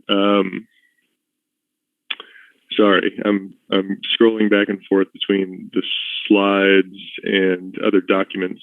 So, I mean, Scott, correct me if I'm wrong, but it seems like under the added language that you're proposing to the document right now, with, you know, the number of cases there are right now, as well as the number of students who are who have COVID, it seems like, you know, in the coming weeks we might meet both of those criteria like pretty easily, right? So I guess I'm wondering, like, just practically, what is this changing in the long term, like over the existing policy? Sorry if I'm missing something big here, but I don't think you are. I think a lot of it, at least on my side, was driven by the fact that we had a policy, I guess from August, modified in September, that we didn't necessarily follow, and necessarily wasn't complete because it didn't address these things. And so Frank, God love him, had to bear this entire burden himself and figure out what to do. And I think, you know, are we doing something different? Not really. We're just putting it in writing. I actually thought this was going to be one of the easy things. We're doing the same thing. And as far as your comment about we're going to meet these criteria, yes. If you go by the numbers, yes. That's why the CDC makes a point of saying you might want to consider other factors as well. One is the percentage of vaccinations. When they came out with this in August, they didn't really have, a great number of vaccination percentage. Also, new variants coming on. Delta, obviously, not as bad as Alpha, but Omicron, less than Delta. Hospitals cases, positive infections are way high, no doubt. But people just aren't getting as sick as they used to. And we can talk about that. But so, I mean, all these things play into it. And, it all depends on what you want to be. Do you want to shut down? We had to talk about, I guess, and this is someone else maybe can speak to this, do we want to be a school? I mean, is it important what we're doing in the classroom? How quick a trigger do we want to put on this? And that's why the CDC gave those guys. They realized that there were other things involved than just a number. Guys, if you look at Scott's last 2 pages, I don't know if you saw the goals listed, focus on these 3 elements of safety, compliance, and the educational piece. Clearly, that is in line with what I've been saying all summer of let's keep the school open for compliance, let's keep kids safe, and let's keep kids in person. We have the same attitudes on this. This is written exactly what we're trying to accomplish, but Scott has done a good job of putting it in a very succinct way. The 2 bullets we're looking at that were just mentioned as motions, we're already doing that. That should be really easy to reapprove. We're just going to shore up and put it back in writing that these 2 things are critical. Let's not be too quick to pull the trigger to send people home. Let's make sure we're following those guidelines on what a breakout is before we do it. I agree with Scott. I thought those 2 would be easy ones to discuss. Okay, so we have a motion. We have a motion on the table. We have a second. We had some good discussion about it. I say let's vote and then we can keep moving or re-motion. So all those in favor of Scott's motion to add the language, and April, I won't make you reread it. So all those in favor, and if you keep your hand up for an extra minute, that would be great. So just so I can make sure I'm noting.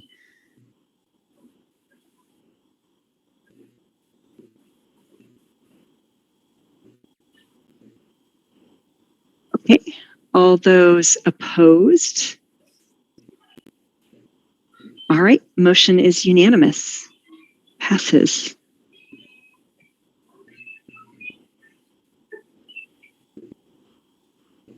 Now, Danielle, you had brought up some interesting points as well. Did you want to raise a motion also to try to see what we can do from teacher feedback? Not at this time. Thank you. Okay. Okay. Sorry, just real quick. There was just, in all honesty, a little bit of confusion on my part on that last proposal. I think that if Scott, maybe you could just clarify, like when we're clarifying what the procedure is and when we're actually changing what the procedure is. That would help me understand a little bit more. Thank you. I thought I said that I might have slurred it, but this is to add because it's not in the policy right now.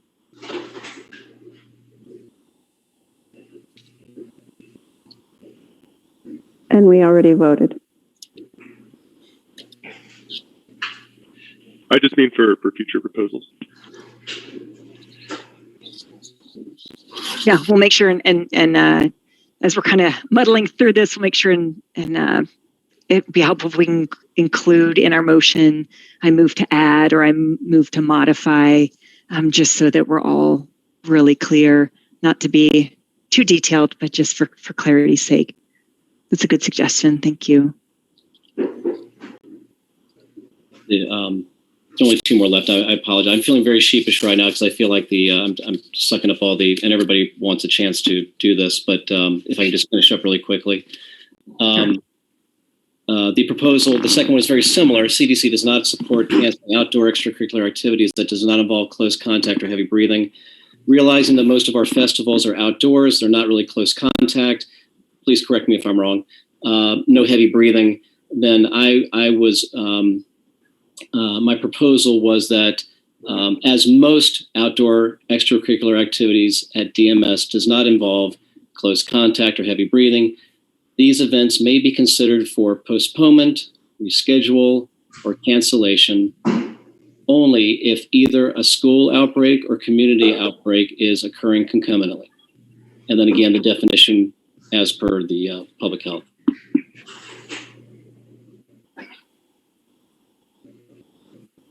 Is that a motion? That's a proposal to, I believe I'm opening up for discussion. Scott, would you have different thoughts or feelings if the assumption was that kiddos and people are in close contact and that there is heavy breathing? I know for my 11-year-old during the winter fair, I mean, seeing all of his friends that he hadn't seen for a long time, I mean, they were just all over each other, very excited, very handsy, very close. They didn't stay that way for the whole time, but I'm not sure if I would, specific to that assumption that they're not in close contact, I'm not sure if I feel like our events are allowing that to at least occur with our kids. Good point, Mariah. And so I would say that by design, probably these events are not made to be that way, but certainly people are going to do that. Kids are going to be kids and wrestle around, things like that. So either, I guess the option is to either cancel them or postpone them or to another time that may be indefinite, because we're saying we're still going to possibly do that to alter the schedule in outbreaks. But right now it's kind of like arbitrary. And I'm just trying to kind of contain it a little bit so that if people are going to be close contact, things like that, well, then that's the option they have because it's not designed that way. They have the option to wear masks or continue to do things that maybe they wouldn't be normally doing outdoors with the ventilation present. And so I think it still applies. Again, I'm not saying it's going to be a cavalier, we're keeping it open regardless. We still have the public health definition of an outbreak that may sway the scheduling. And does that answer your question? It does. Thank you. I'm concerned that obviously as a board, we can make policies and get into the weeds on this, but Frank, I know when Winter Fair happened, there was a case, and I know that, or maybe I'm thinking of Martin Miss. Sorry, there were cases, and you met with the LDC and you discussed it. I know we previously at least had a festival committee. So this was kind of in the teachers' hands and Frank's hands. I know they thought about it carefully. They considered this guidance. They made this decision, and then they came to the board and told us, and we essentially, said, yes, we approve. This is we agree with this decision. So I'm concerned that we're kind of, I don't know if I feel that it's an overstep or if it's just I'm wondering if it's necessary. I feel like I trust Frank and the LDC and the events committee to think through these things and follow the guidelines that, you know, they've been looking at all for 2 years now. I don't know that this is necessary on our part as a board. April, I agree with you that this line we already do as well. And LDC talks at length about these things, and John will be able to confirm that in a minute. We talk about, is it going to be too close contact? How many people are going to be there? And are there accommodations we can make to change the social distancing and still allow it to happen? And then, of course, we consider, are we in an outbreak? Again, if this is a second grade event and there are 2 or more students with COVID, that is an outbreak according to the Maricopa County Health Department guideline. That's their definition. And so we stick to those things. But we already do this. Frank, I'm sorry to cut you off. I want to be sure I understand what you're saying. 2 kids in a classroom have a direct contact. It's supposed to be 2 kids. No, 2 kids with COVID. Right, 2 kids with COVID, tested positive, that don't have any direct contact, that are not associated with one another, like different grades. But a kid in the classroom, I would think, would have contact. No, Maricopa Community, when we call Maricopa Health, when we call them, they want to know how many kids in that classroom, because we're in a unique situation that first grade isn't around second grade or 8th grade or 9th grade. And so that is a breakout for that room if there are 2 or more. That's how they explain it to us. Okay, it's more than just. That's not published. That's not what's on the website. I'm just relating. That's why we call and talk to them. Okay. And so we know when it's a classroom what our issue is of how many. Like, we have not sent classes home for 1 COVID case. We have not. 1 COVID case is not a breakout. And Deb calls and talks to them every time about this. That's the answer to us. No, 1 is not a breakout. I'm very concerned that the person on the other end of that phone is not in keeping, consistent with the website we're seeing. Well, if I'm reading the way that second page, it says definition, that third page, definition, 2 or more cases within 14 days, not linked by contact. Right, that's classroom. Not linked by, the contact is in the classroom. It would be someone in a different grade that has the first graders are not hanging out with the 8th graders. You know. Well, they've been telling us if they're in the same room, you could have a potential breakout. They had the idea. I get it, but we have to have a reference for people. I'm sorry, I lost you. Lost you, Frank. Frank, we lost your audio. Can't hear you. What are you doing? We lost your audio. Oops, sorry. We believe bullet 1, 2, and 3 are things we are already doing. Right. The problem is, we all trust you. The problem is perception is that it seems to be a willy-nilly thing. But if they have a policy that's showing them how it works, this is to protect us and you and the mitigation committee. I agree. This is not to change anything. This is just putting it on paper and how we do things. But I do want to go back to the fact that we have to reference something. If we do this appendix, we have to reference something that's not just an anonymous phone call that you call. We have to reference something that's on the website as far as an outbreak. And if we're getting different reasons for this, that's weird. Well, I can only tell you, Deb wants to make sure she's following this to the nth degree. That's why she calls someone and says, here's what we have. And they ask, and did this occur? Did this occur? And 9 times out of 10, she has the answer right then. And then they tell us what to do. Or they recommend, this is our recommendation. So we're including the people that are writing this stuff. If there was a doctor on there, I can guarantee you that somebody would be asking, why is there a discrepancy between what you're telling me and what you're publishing on your website? And I don't know if she's spoken to a doctor, Scott. I couldn't. I'm saying if we had somebody on the mitigation committee that was going to be a little, I would be very critical of that myself. Why Can you clarify the discrepancy for me? It's inconsistent. I understand there's an inconsistency. I'm not sure exactly what it is. Is it what the definition of outbreak? Correct. Okay. And so,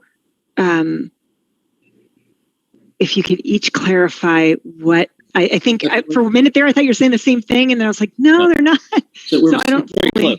Yeah. So on the published website, and it changes. That's why we have to go back to and keep revisiting this. But as of December, when I did the PowerPoint, Arizona Department of Health published website, Maricopa County Department of Public Health, and probably I also cross-referenced all of them. Actually, all of them agreed with this. That 2 children. Actually, it wasn't in the CDC. It was just in Arizona. 2 children in a school within 14 days testing positive for COVID, and where Frank and I are getting mixed messages, it's published that they have to have no clear contact between them. They can't be related. They can't be in the classroom. They can't be hanging out with one another. They have to be solely separate. And that makes sense because that's called a close contact then. A close contact. So but when Frank is picking up the phone and verifying this, so he's got somebody on the line saying, oh yeah, 2 kids in class, it's an outbreak. And that's an outbreak for that class as opposed to a school-wide outbreak? Yes. And here's a great example. We have 9 or 10 with it right now. Right. We have not been told that we have an outbreak, and they're all in different classes. Frank, that to me does not make a lot of sense because I don't think this is reading the way they're telling us. I think they're saying it's an outbreak if there's more than one person in the same class. Right, and that's called a close contact. No, they're testing positive. They both have it. They're both testing positive. You're right, sorry. So that's how they're explaining it to us is it's not just a coincidence that there's only one kid in there. It's okay. Isolate him. The rest should be fine. When there's more than one in a classroom, they're saying, well, now we got a problem because it could be spreading. Again, the process should be, and this is why they did this. This is why they weren't shutting down schools anymore. That you define the close contacts. You do all that great work in contact tracing. You see who the kids are at risk. If they're symptomatic, boom, quarantine. They're quarantined if they're unvaccinated. If they're vaccinated but have a previous positive COVID that they recovered from, then they're not quarantined. And then you keep an eye on it. And while we're waiting for the test to come back, say a test comes back with one of these close contacts. It's not an outbreak. You controlled it. You've isolated. You got all the other ones quarantined. So, I mean, this doesn't make sense that, it sounds like a hysterical response. And I would like to really talk to these people about that. I would tell you they're not reacting like that on the phone. It's almost like this is a normal phone call for them from the thousands of schools in Arizona. And they just ask the questions they're supposed to ask and matter-of-factly say, yes, that's considered an outbreak, or no, that's not. But the reading seems to be, March 2021. I don't disagree with you there. I don't know that they have changed anything in 2 years. I do not, because I haven't received anything new from them. So I don't know. Other than what we just got, we printed today and I sent it to you. And even that is the CDC new update, from the 10 to the 5 day. That is not necessary. That's not from the Maricopa County. That's from the CDC. It's trickling down. Yeah. So I was on the Maricopa County site today to see if they mentioned the new CDC guidelines. And there were a couple of bullet points just saying that we're aware and we're in the process of changing our guidance, and they'll be coming out with their updated guidance. It didn't give any sort of timeline, but there was information there. So I'm sure they'll be updating their information soon. I think they're going to be updating their information about the mask to stay pilot ending and it becoming a recommendation as well. So that's in the next months to come. Well, I think we should keep going with Scott's document. I think it's a good document.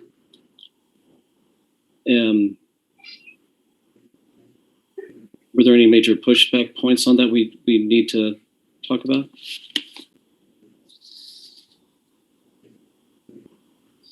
Maybe we can just. The last one was just. Go ahead, Danielle. No, go ahead, Chris.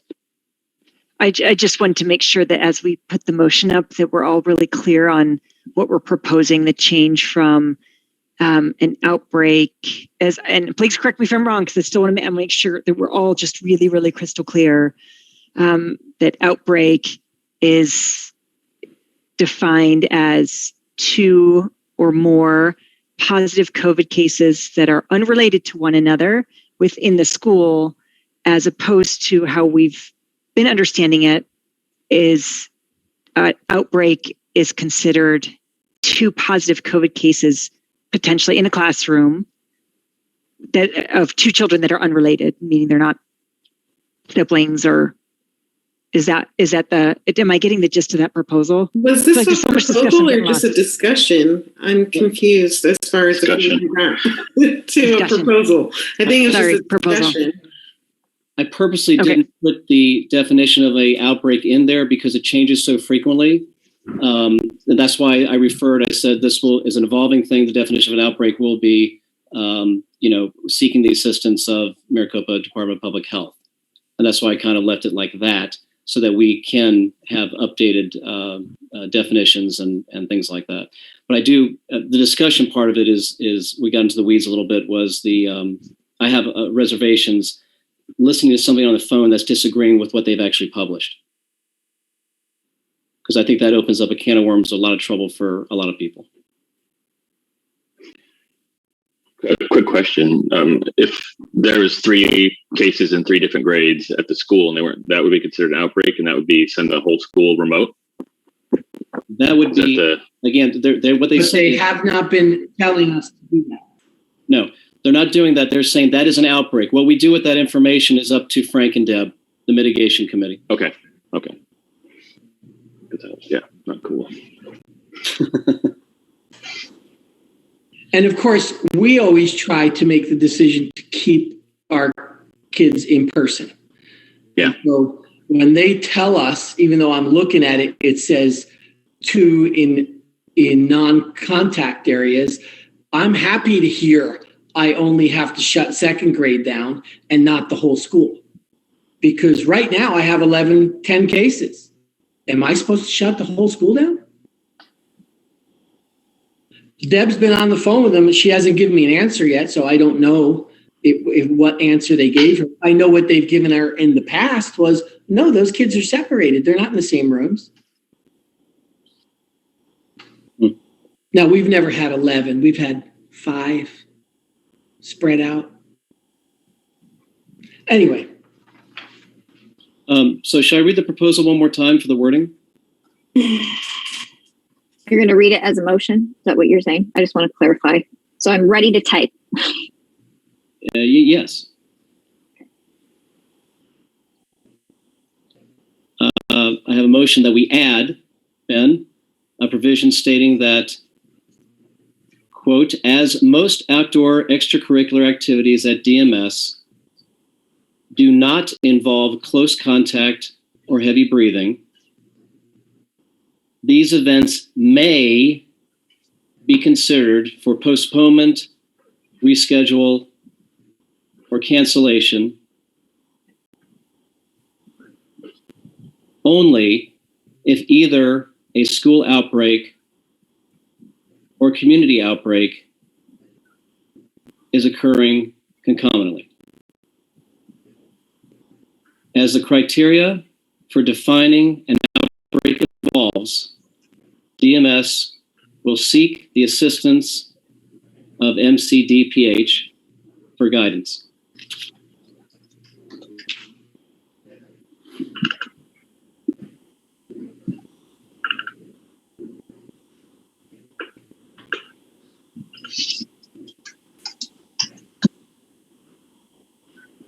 Does anyone want to second the motion before we have discussion? Second that. And seconds. Okay. Any discussion? My discussion / comment is that I think we're binding ourselves down to too much in the weeds, and I think policies that are that attach such specific language will root us into the unknown, and I don't want to be rooted in the unknown of restricting something in the lens of what the motion is suggesting. Mariah, do you have any suggestions for the changing of wording? I mean, do we just need to wordsmith this a bit to allow for that flexibility? I'm not sure. Go ahead, Ben. No, I mean, I'll just jump in. I do think it's a substantive rather than like just a linguistic issue. I mean, I imagine I think that the expectation for anyone planning an event at DMS is that it's going to happen on the day that it's planned for. And I think that it's only canceled. I mean, you know, when events have been canceled, I have not been involved, and there might be any number of reasons to cancel or postpone an event, some not even COVID related. And it seems like this builds in like some kinds of expectations on the people planning certain events that I'd rather just leave to the discretion of the people planning the event. So, I mean, I took Mariah's objection to be more substantive, and I agree with it. I don't think I understand that, Ben. So you're saying that this makes it too dogmatic that they can't reschedule for some other reason other than COVID? We're talking about a COVID policy. I mean, the language is it's setting up. We're creating a document for the public, and the language in it says we may only postpone, cancel if X, Y, and Z. And I just think that, you know, the idea is to be forthright as possible with this document about what you know, what we want to have a firm stance about and what we don't. And this strikes me as one of those things that just we should leave to the discretion of the people involved in planning the event. Yeah, that was it. Yeah, that's kind of the problem. That's why we're talking about it now, because there's a lot of resentment about how these things have been canceled and rescheduled and moved around, and there doesn't appear, again, perception's reality. This is not a cut on anybody on how they're running this thing, but I think in the advent of we're trying to be more transparent, I think it's important to give parents an idea that they can expect these things to go, because right now they think, oh, well, this is coming up, it's probably going to get canceled, who knows what's going to happen. I mean, they need to know that there are certain parameters based around this. It's not just an arbitrary decision that Frank did while he was, you know, reading the paper. I think that's harsh. I don't think anyone in staff and admin or parents, no one's coming at this in a flippant way. I think we're coming at it in different ways. But I don't think anyone is taking these decisions lightly. I hold resentment that I lost the Lantern Walk. I hold great grief that I lost that opportunity for my family. That is my subjective personal feelings outside of any policy move that was very calculated, making a choice. I am devastated that we're not in person, but I'm not putting that into policy for the community. All right. Well, I guess they're clear. There's things that people think this is working and people think it's not working. So I guess there's nothing else to talk about. So put up for a vote. Okay. So we've got Scott called the motion. Dan has seconded. All those in favor?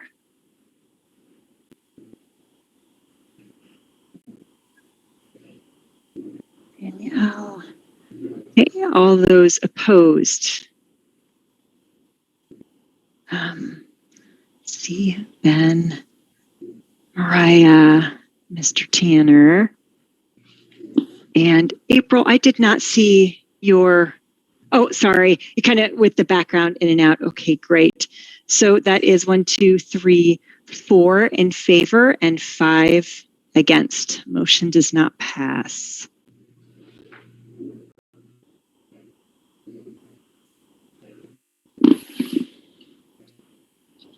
Okay, Kirsten. In essence, may I make another proposal that we do not settle, that we take another night to do all this, because there's so many things that people want to say, and I even have a whole bunch of things I want to say too, and I unfortunately didn't get a chance, but I don't want to take any more time. So I propose that we stop at a reasonable time and continue this in another discussion. whatever that may be. If that's a proposal, Dr. Edwards, I second that, or you're making a motion, I second it. But I don't know if you're motioning or not, sir. I guess I was proposing for open discussion, and then I was going to make a motion on it. Thank you.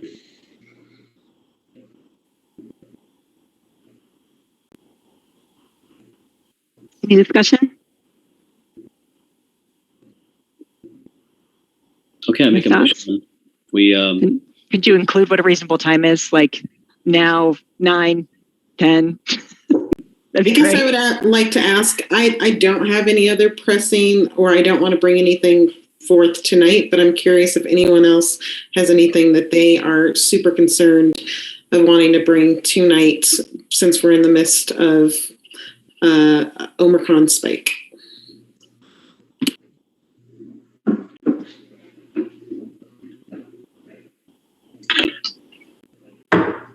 I did want reasonable.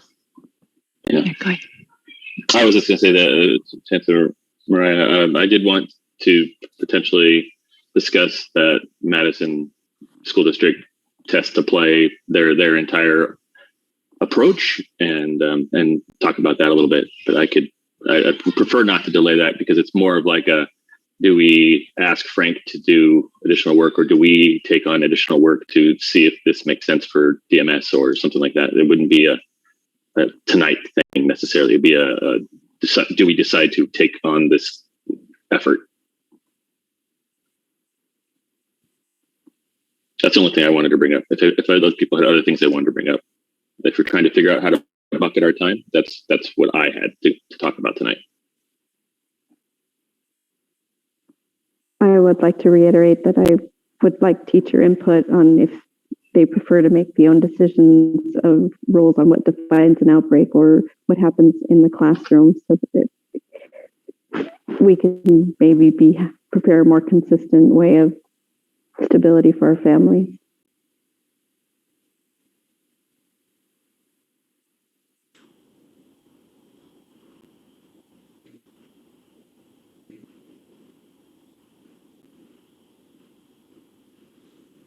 Okay, well, Danielle, do you want to bring that to a motion to, take that survey, or are you just opening up for discussion? How would you like to proceed?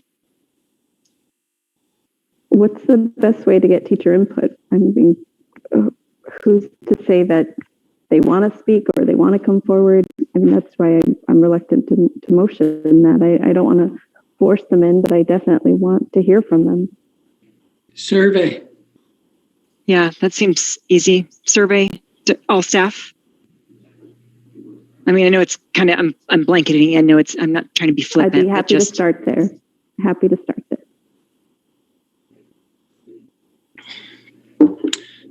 Can I ask a question?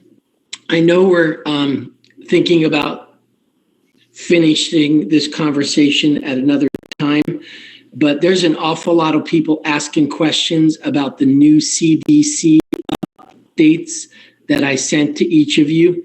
They're hoping you are going to make a decision tonight on whether we're following those or we're staying with the 10 days out. A lot of people like the adjustment in this CDC situation because it keeps kids back in school quicker. But I don't know. I know they want to know, are you going to make a decision at least on that tonight? I think we probably could. I think we should. I mean, I think my fear is that this, though it is, I think, substantial and important of these dialogues, we'll come back in 2 weeks and the world will be in a whole different phase. And I think we need to be a little more aggressive as far as following the CDC and the county and trending towards, they just changed everything. And I think that should be considered tonight, so that we can say that we're following up-to-date practices. Okay, well, what about this? How about we take a 5-minute bio break, because we've been at it for a while and we'll come back, maybe see how far we can get in another 60 minutes and vote on, if we can't get the whole policy written, maybe we can just take a couple of votes on the new CDC guidelines, what we want to do there. Does that sound fair and reasonable to everyone? Yes, I second. Okay, sorry, been second. Great. Are we coming back to it though, Kirsten? Just as a curiosity, are we? I was thinking we would. I was thinking we would just like break for 5 minutes. People can get a refreshment, bio breaks, that sort of thing, and then we can come back and maybe we put another. What do you guys feel like is a reasonable time frame? Another 40 minutes, an hour. See how far we can get. Maybe try to hit the guidelines. 10 minutes. I'd love to hear from you guys what your thoughts are. I don't want to make this kind of my decision. What if we did it by topic and handled the issue that Dan raised and Danielle and Frank raised, and then that would be the pressing issues, and then we still have another time where we can address some other things that are lagging, maybe not as time sensitive. Sounds good to me. I'm fine going, for however long we need to go for, but just because I feel like if we break this up over so many meetings, it could be another 6 months by the time we all put in our opinions. So I am all for doing another hour. I do want to go over the policies that Frank has sent us. There's a lot of things that I'd like to cover or listen to hear from everyone else. Just because I'm in favor of not making a decision tonight. Let me just make that clear. But I think that if we spread it out over too many meetings, we'll be all over the place. Our meetings too far apart also. Correct.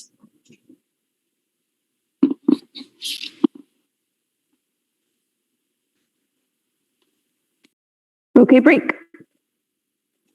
All right. Well, let's take a 5-minute break. Let's come back at, what time is it now? 8:43. So 8:48 from our round break. up to 8:50. 8:50. Thanks, Danielle. Just go wild. All right. See you at 8:50.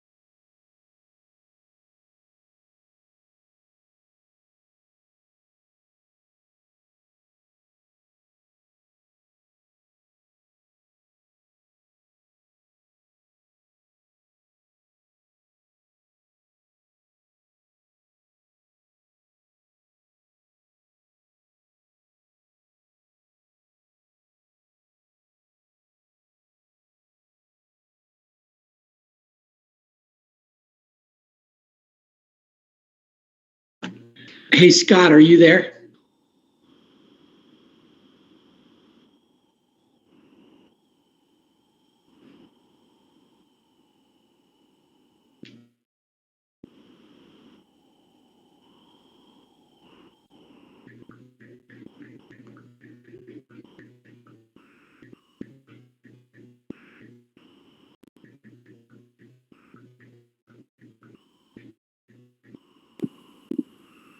Hey, Frank.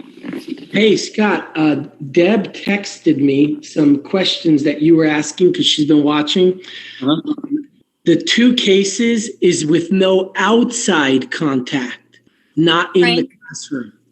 Frank, you need to have this conversation privately. Okay.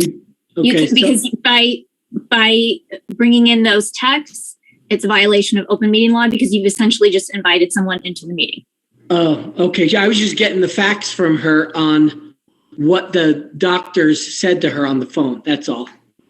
Because those were questions Scott asked was who's talking to her. Yeah. If you want to invite her into the meeting, like if she's here as an attendee and you want to invite her in and she's willing to speak, that's one thing, but. Okay. Am I allowed to email everyone those answers? Sure. That's different. I don't see why not. That has nothing to do with the meeting, open more meeting. information for us to consider. Sure. Okay. That's I'm still running around. I just heard that and went, oh, nope. Okay, no problem. I'll do that.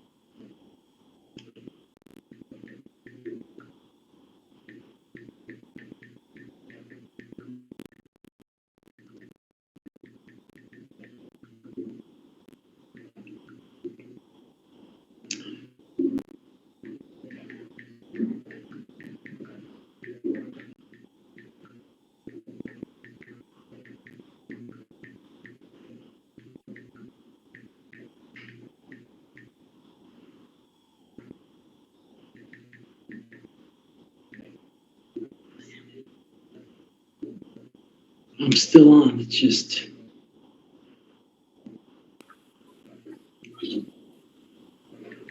We're taking a break. We can hear you, Frank. Ooh, I'm sorry. No, it's all right. I was just making My sure wife you was were, asking, is everything okay? Sorry. It's always, whenever someone doesn't know they're on mute, I'm like, hey, you're on mute. You're not on mute. You're in for it. You're in for it. Tell her you're in for it. You've done it now.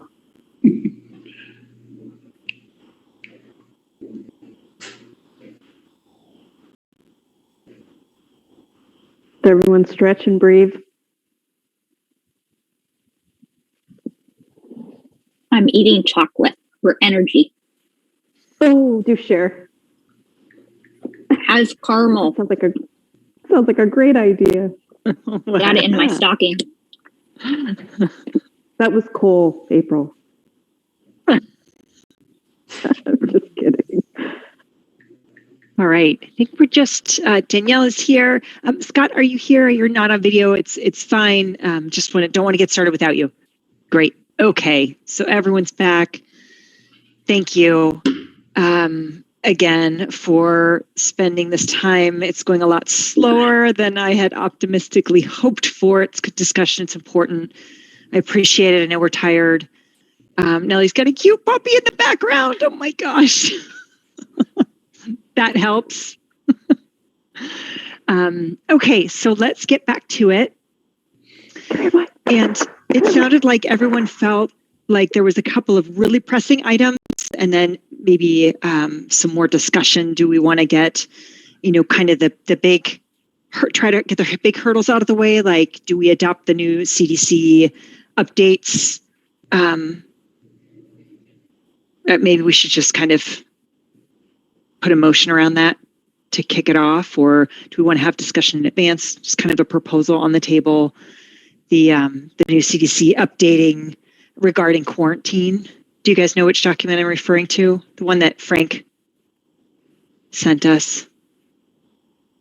I could put it up on screen too if that's helpful.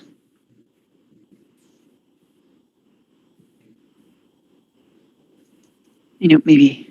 Kristen, I put that in the COVID review folder as well. It's in there. I resaved it as new CDC quarantine guidelines, I think. So it's in that folder. Awesome. And I'll just pull it up real quick so we can kind of reference it since there's kind of a lot here. And I know we just got this today, so I wanted to make sure that everyone had a chance to look at it. Is there any discussion around this? Give me just one quick second, please. Yep, absolutely. I will. I'm fine with this. I will say that the community will have a certain number of people that will feel that this is reckless and that it should stay 10 days. There's a conversation just to make everyone aware if that wasn't already something people did know. Like they think that this is politically motivated, but I don't think so. I don't tend to agree, but that is out there in our community. Can I ask, we've always followed the CDC, correct? Or are we always ever shifted? Maricopa County? Well, I mean, it trickles down from the CDC, I suppose. Correct. But Mariah, sorry, Kristen. No, go ahead. The actual motion is both to follow both the CDC guidelines and the Maricopa County Department of Health guidelines. So right now they're obviously two separate things, but as I said, the Maricopa County website today had those bullet points saying they would be updating their information. But as the motion stands, it says both. So go ahead, Nellie. Sorry. Just reading this document and seeing what Dan says, yes, there is a large push for vaccines. And I'm going to just say this again, and I will probably reiterate this numerous times as we go through this document. I would like to see somewhere in there suggestions regarding natural immunity. We cannot discredit the science around natural immunity for having viruses.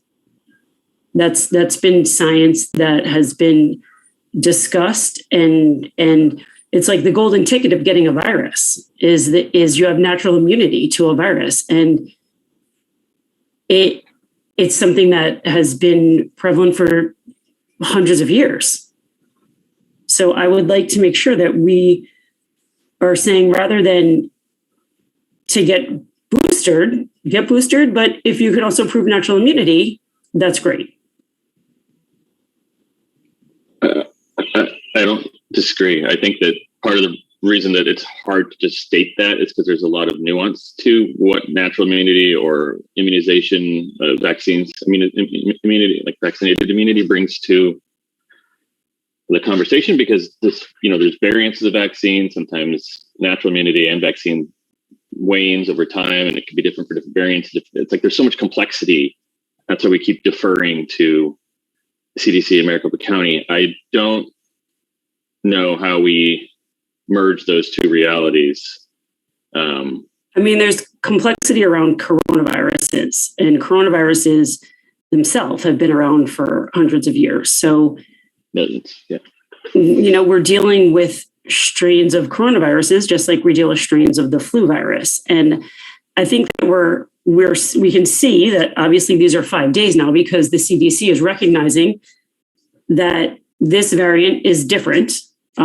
As Frank said, they have a child that was just randomly getting tested to take an MRI and had no symptoms at all.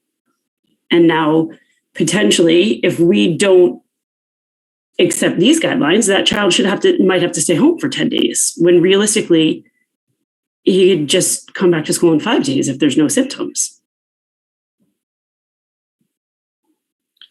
I would love to hear what Frank has to say, if he has any thoughts. I just have one more thing, because that's been my question for a couple times now. What are we shutting classes down for, and what are we quarantining for? What are symptoms that people are having? Because pre-COVID, we would go through flu seasons and, different types of cold seasons without shutting classes down. And there's so much stigma around this coronavirus as a whole, but I think that we can agree that if we have children testing positive that have no symptoms, that this is not something worth shutting classes down for, or exposure. I think you're diluting your argument a bit, the bringing up the flu and the coronavirus, just because it's like people can pick that apart. I think your point to... According to the CDC, Dan, if you look at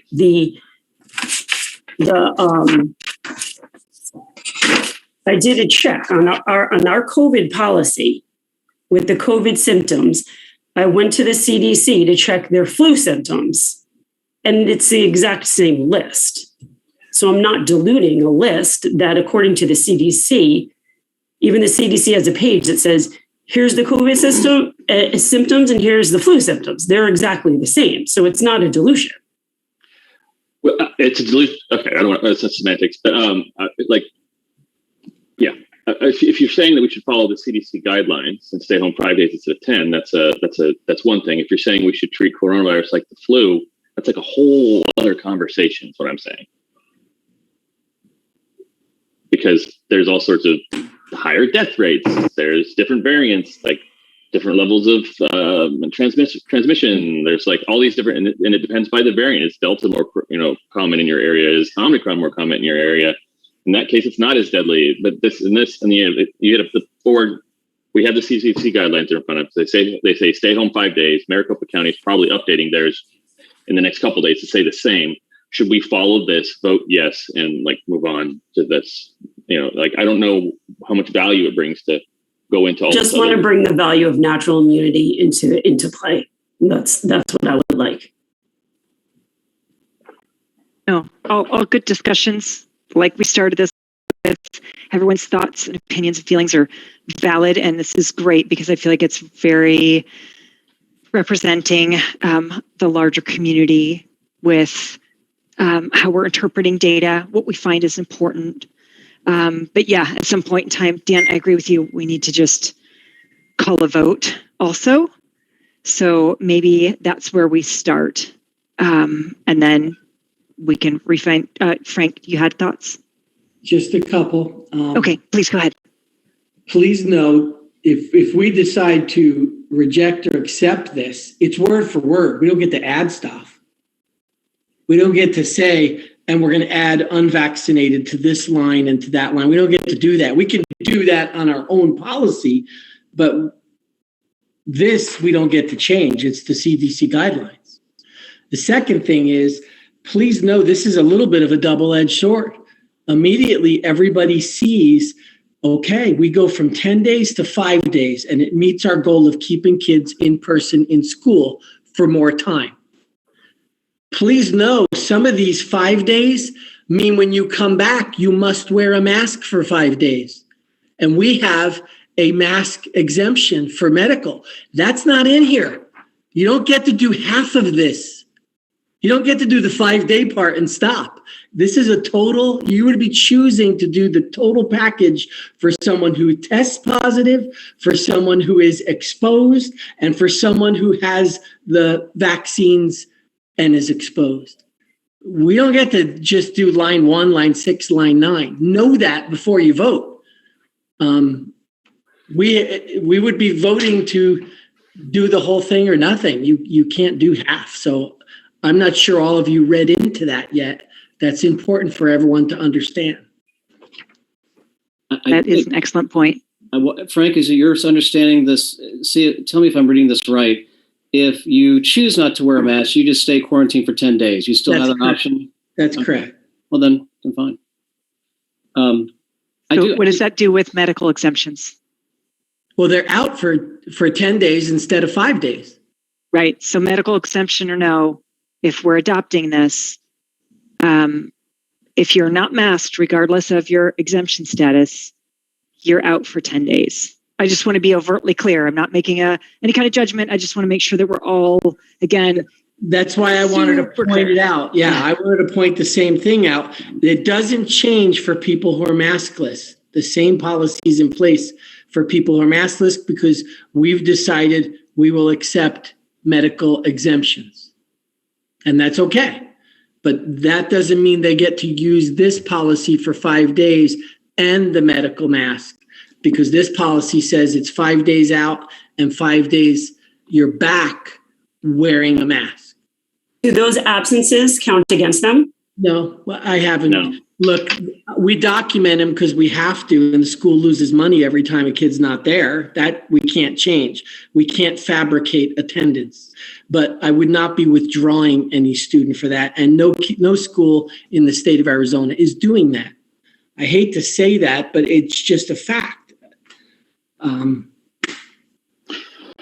So, Frank, that's an excellent point. If we know we've already voted in the past to adopt the Maricopa County guidelines. If they're changing to this 5 day, wouldn't this just be redundant?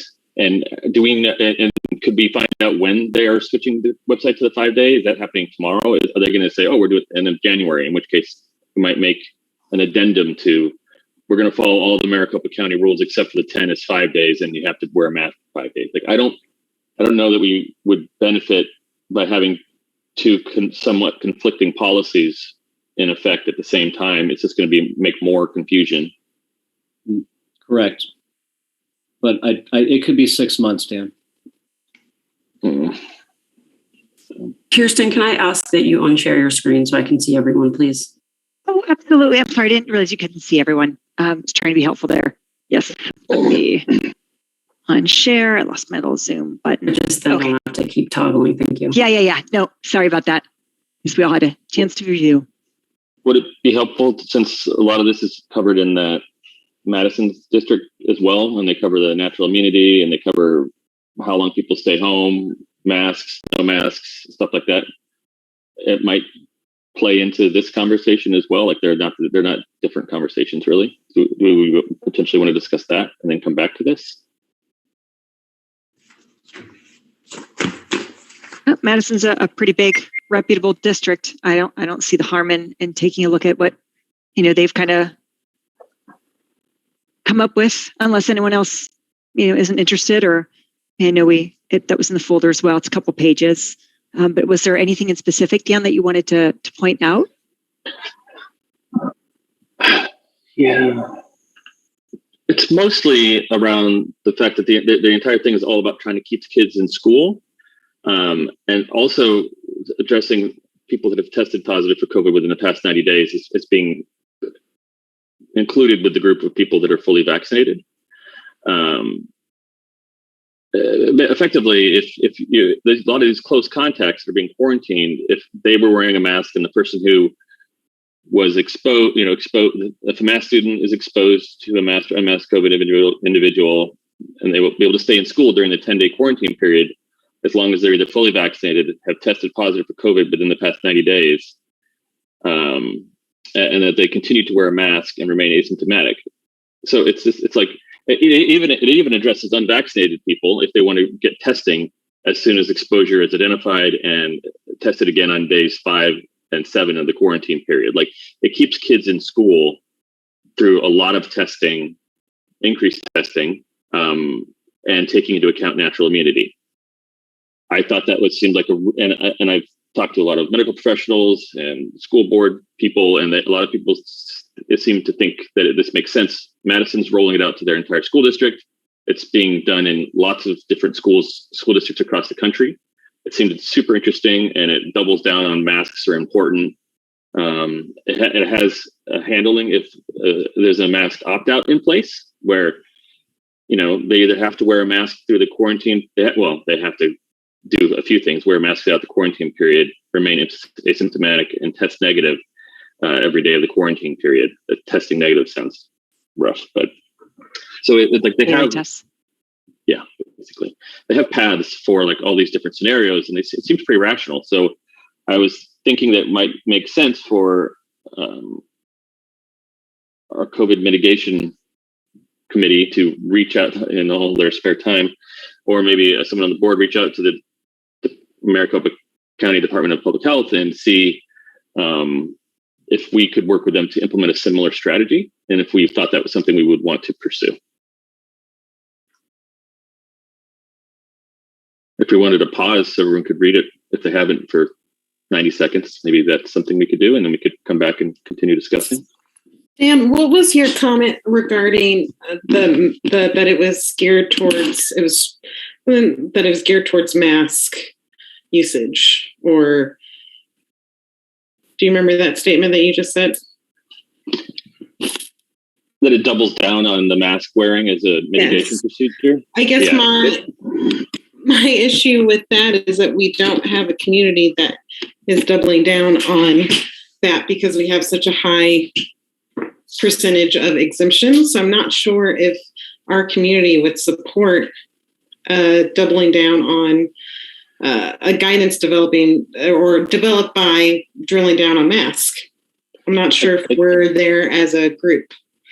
I thought about that, and I thought that maybe the benefit of about 75% of the community is at least wearing masks, and then 25% has exemptions, right? Or no, it's higher than that actually. Anyways, or the ratio is farther apart. And I figured that that's why I want everybody to hear his opinion, is like, I thought that the benefit of not having to send kids home as frequently for these, and we know there's going to be more positives as Omicron becomes more prevalent. Like, the case numbers are going to continue to increase, and it's not going to just be, it's going to be in our school, right? And I don't want. It just seems like we're going to have more and more quarantining and more of this situation occurring under our current protocols. And if everything's kind of moving this direction where masks can keep kids in class, then that sounds like a win that might even sway anti-mask folk. So I thought it was interesting. And we are such a unique school and such a unique community. I would prefer we not follow the CDC guidelines and write our own policies that, again, is more consistent for our families, providing more stability. I don't see why we can't do that for our families and for each other. So no, I'm not in favor.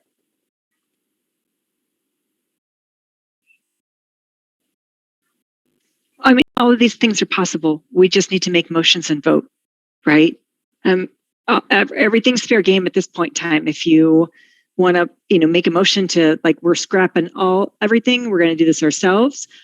Please, by all means, that's not, this isn't meant to be restrictive. We're sharing thoughts and ideas, and I appreciate that. And,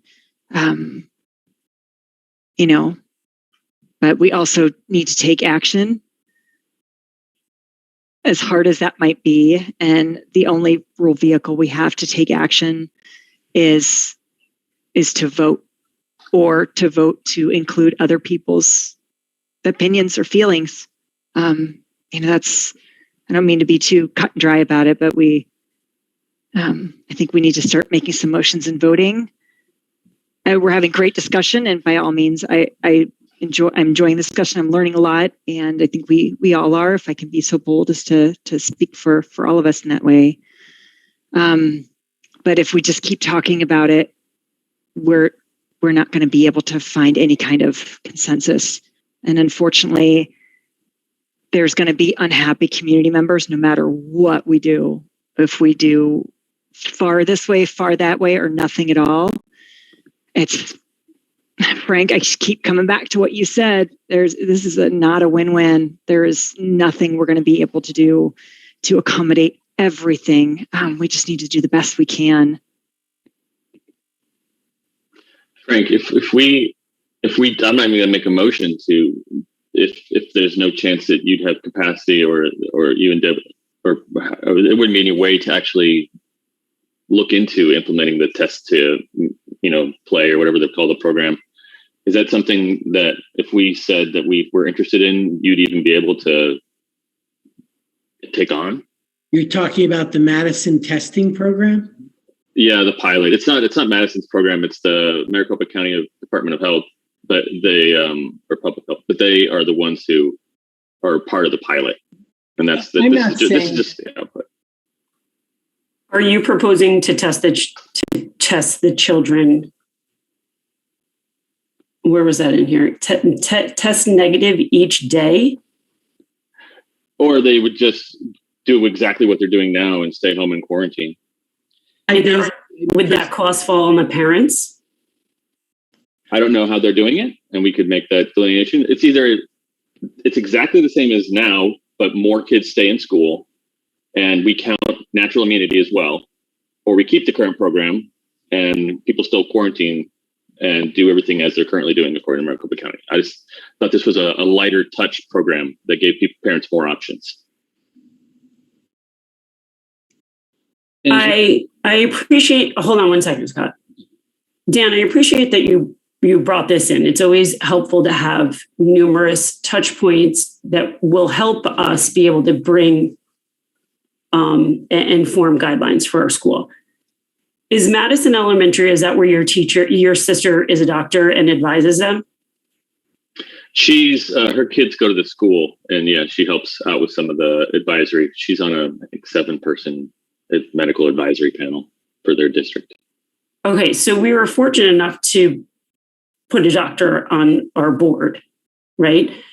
Who was bringing up many numerous points for the first 2 hours of this conversation.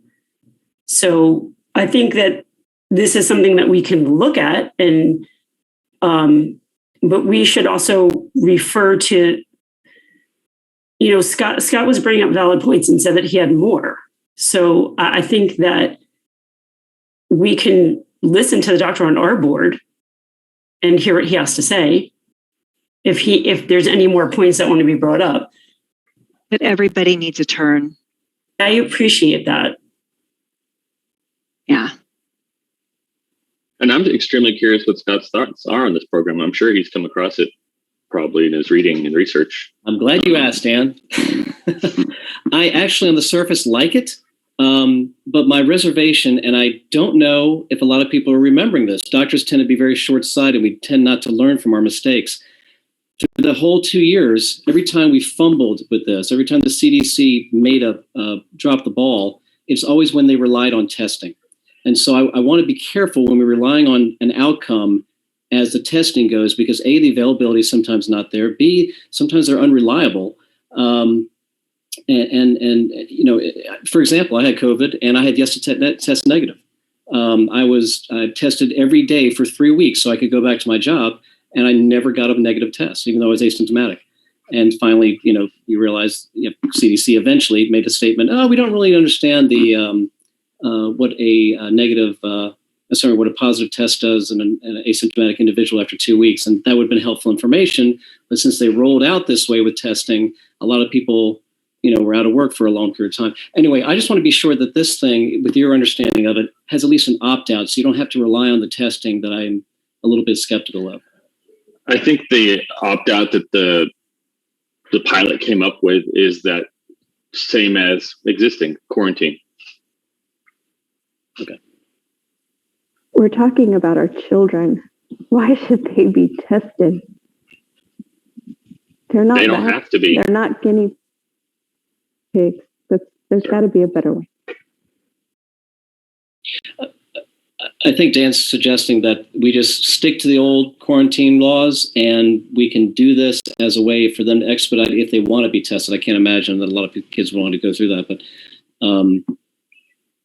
I don't think it's necessarily exclusive that we have to necessarily follow that path.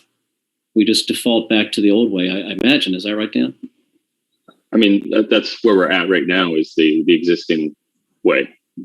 And our goal we keep talking about keeping kids in school, and we do have a lot of people that are vaccinated or have natural immunity.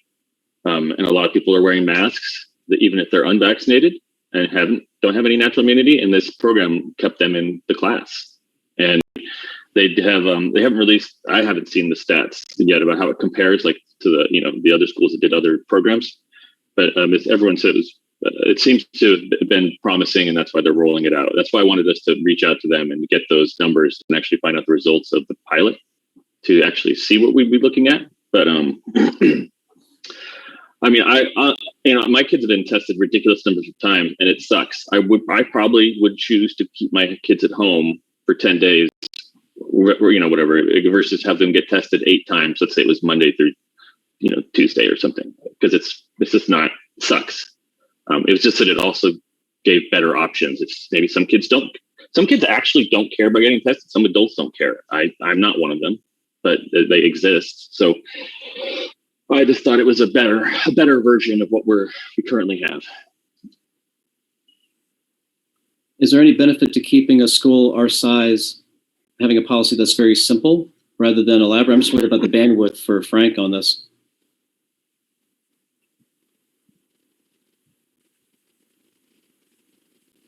I feel like the new CDC guidelines are pretty simple, but I also think that they're a middle ground. I mean, I'm not super excited about the change of 10 to 5, but it keeps, I feel like, a middle ground. And if you want to come back and wear a mask, that's great. If you don't, then you quarantine. I think it's a compromise.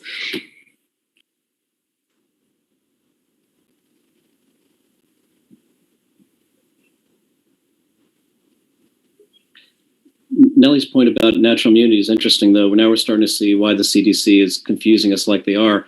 They originally had that provision in there for natural immunity, at least for 90 days, and somehow dropped it in their recent one, and I don't know why. I'm looking at the same data they are. I don't know what they're gathering that from. It's interesting. Just to allow us, unless someone else wants to say something regarding this Madison thing, I was just going to make a motion, get it out there. We can yay or nay it and move on from that. Is that okay, everyone? Okay. I make a motion to ask the DMS COVID Mitigation Committee to reach out to the Maricopa County Department of Public Health regarding their Test to Play pilot program and to see if it makes sense for DMS.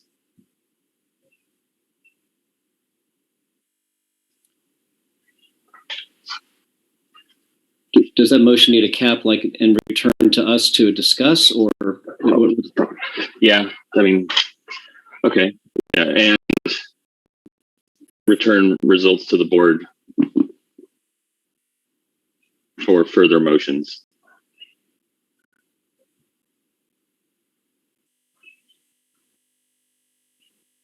I don't want to date time. I don't want to say 2 weeks or 1 month or anything like that. If they have capacity to do it quickly, great. If they don't, great. If we change our minds and go a different route and the field changes, great. That's fine. It puts it, the people who have to do all the work are the ones in charge of that timeline. Second the motion. Further discussion?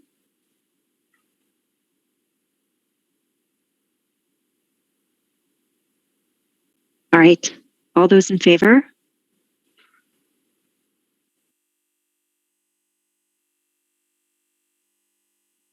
All opposed?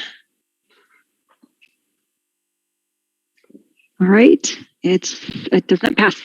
Motion doesn't hold. Move on. Sounds good. Moving on. Thanks, Dan. Appreciate you putting it out there. I think that's what we just need to do. Kristen, I may be are you voting as well? I'm not seeing, just for Oh, am I not putting my hand up far enough? I'm sorry. Yes, I am voting. I'm not abstaining. The last couple of times I wasn't seeing it. Thank you. Yeah, I missed your vote on that, Kristen. What was it? Just so I get it in writing. I did not. I denied. Against? Against, yeah.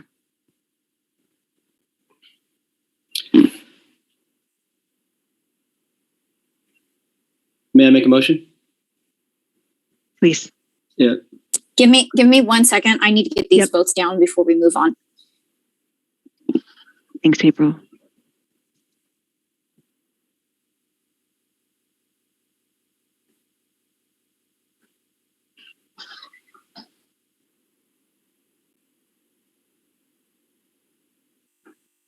Okay, I think I got it. Thanks. So out of respect for Frank's concern, I would like to make the following motion concerning accepting something for him to go back and address concerns from the parents. And so the motion I would put forth is accepting the revised CDC guidelines, however, not verbatim, but adding where it talks about vaccinations to add acquired immunity for 90 days as it did before. So that's not left behind. So it would be an amended CDC guideline at this time, subject to further evaluation later.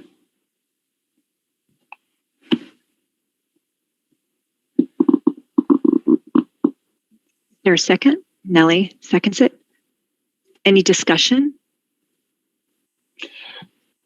I am sorry. I'm not sure I got that word for word. Do you have that written, Scott, or do you want me to read it and have you? I sure read it back and I can. Okay, or you want me to try again? No, let me. I think I got it pretty well, but there was something where I was like, I was behind.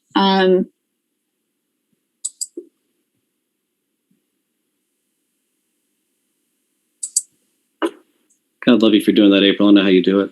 I know. You're trying really hard, but sometimes I'm just like, it's gone. It's gone. Like I'm looking at this going, are these words? What does this say? And as it gets later, I get worse and worse. Okay. Accepting we revised CDC guideline, accepting the revised, let me change this as I go, the revised CDC guidelines, however, not verbatim, but where it talks about vaccinations to add acquired immunity for 90 days, as it said before. So it would be an amended CDC guideline subject to further evaluation later. That's what I have written. Does that sound? That's really good because I'm sure I've said it that way, even though it sounded very ridiculous. I tried. I think I got it. Okay. And somebody seconded. I missed who. Nellie seconded. All right. Can I read that again? Because again, it's just words and I'm not sure I quite understand. So I'm going to read it again. So we're all in the same spot. And if we have questions, we can ask questions. Great. Moved. How about I do this? I need to reword this. Can I revise the first sentence? Maybe it might be helpful. Just move to adopt a modified, revised CDC guideline, in which the modification, and then continue on with that.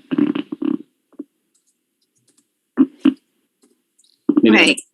Scott Edwards moved to adopt a modified, revised CDC guidelines, however, not verbatim, but where it talks about vaccinations to add acquired immunity for 90 days, as it said before. So it would be an amended CDC guideline subject to further evaluation.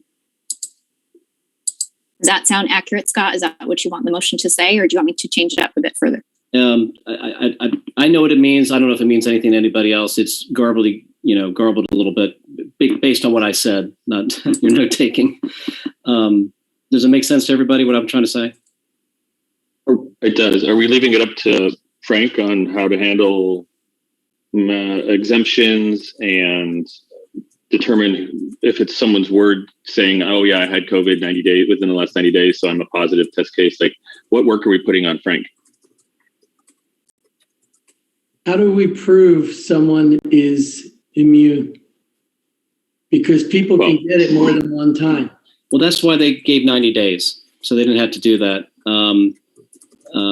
But I think, obviously it would be prudent to have some sort of documentation of a positive COVID test prior. Also relying on the same thing you mentioned earlier that isn't the best, but Yes. still. But at least it's an attempt to include it, which I think it needs to be included. Agreed. Earlier, when we were talking about this new CDC guideline, we were also, Frank, you brought up the point that wearing the masks would be inclusive of folks on an exemption. Well, reading this the way it is, to be able to come back after 5 days, you have to wear a mask. Regardless of exemption. I just want to make sure, again, because I know it's... One part says wear a mask around others for 10 more days. And another place, no, it says 10. One part it says for an additional 5 days. So they would be agreeing to wear a mask if they came back. But they can also choose, I'll just choose to stay out for 10 days. Then I'm not going to take advantage of this situation that allows me to come back after 5 because I don't want to wear a mask.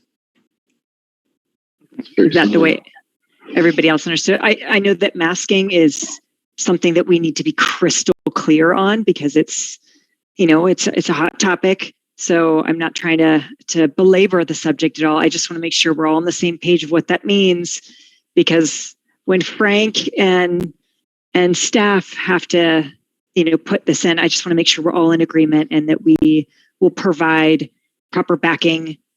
This is our stance. We're all in agreement if we vote. So I just want to, again, be crystal clear on what we're suggesting, and then we'll obviously vote. I just want to be very clear that we're not getting rid of mask exemptions. Not in this motion. Not proposed. I didn't hear that as a proposal. I did hear if we accept this and the parent wants to come back after 5 days, they have to wear a mask when they come back, regardless if they have a medical mask or not.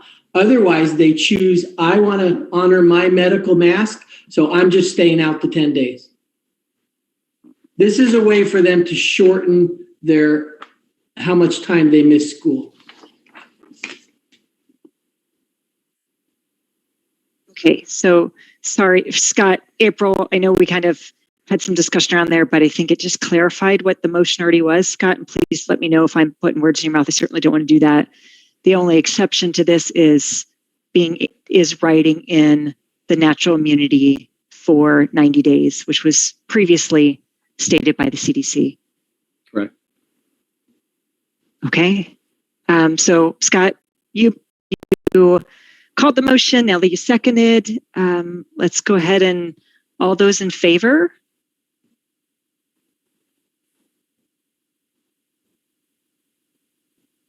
All right. April, I know that you are tallying. I am tallying. Thank you for keeping your hands up. Getting a little slower on my list here. Okay, great. And then all those opposed? Okay, motion passes.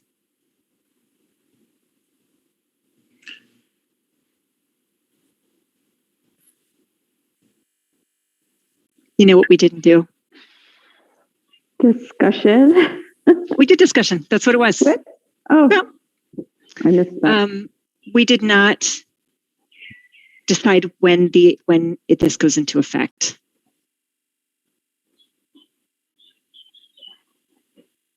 Or did we? I don't think we put that in the motion. And I don't think you directed me how to find out if someone is immune. Okay. So we think, all right. So this is super tricky. Let's just kind of take a moment to walk through the details. Okay, Frank, how do we determine someone has immunity? Perhaps they have to provide a test that states they had a positive COVID test within the last 90 days?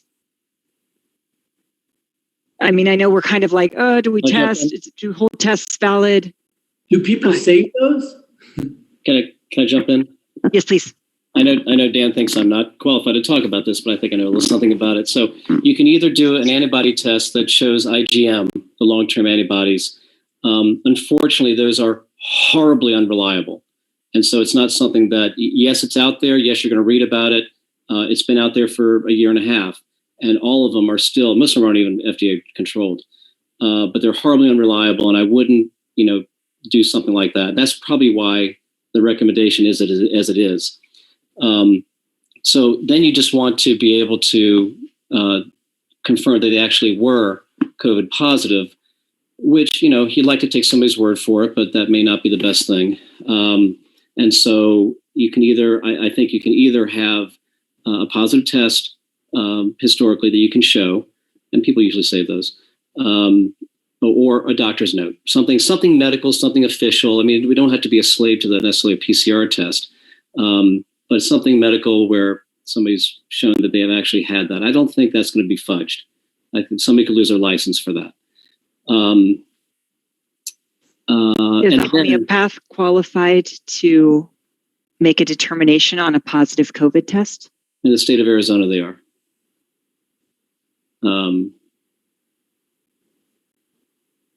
The other concern is that, that's why the recommendation is that what it is that 90 days. It's because there's a lot out there, like Dan suggested, there's a lot out there about back and forth on national. Some people think it's forever. Some people think it's just for some variants. Some don't know. And that's why they put the 90-day limit on it.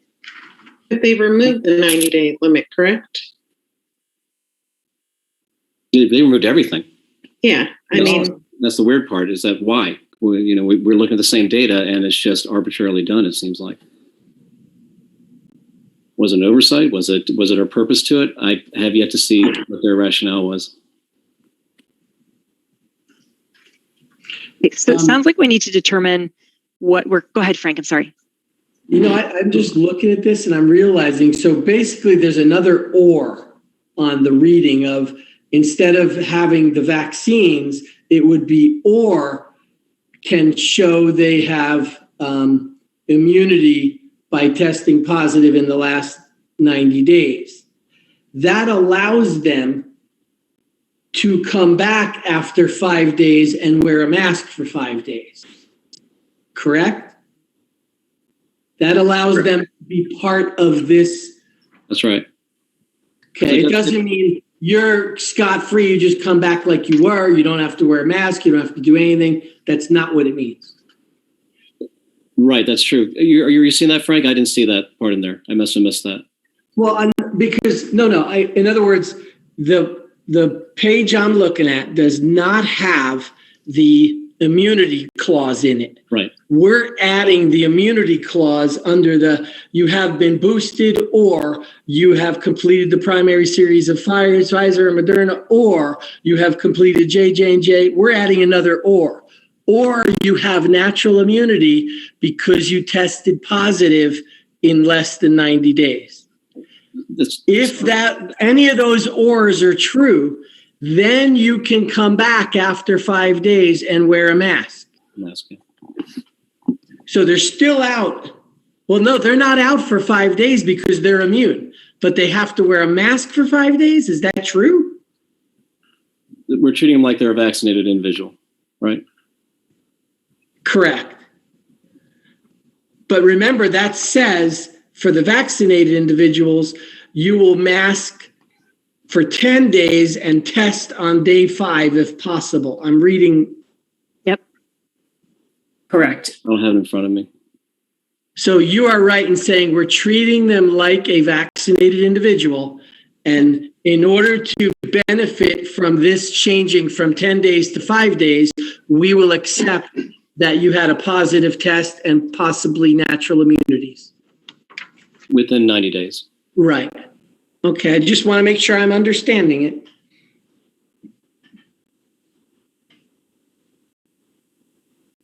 Do you want me to read back a motion that I think encompasses all that?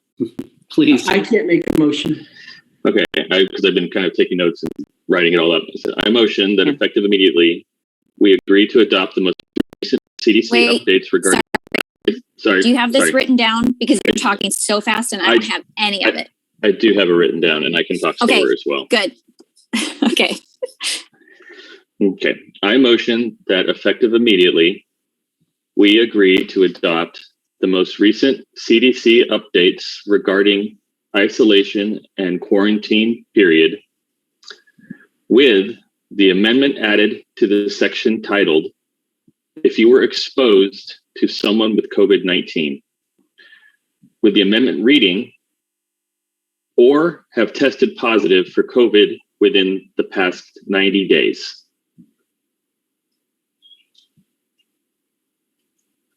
Written down, it's grammatically, technically followable and correct, I think. A second. That sounds good. All right. Any discussion?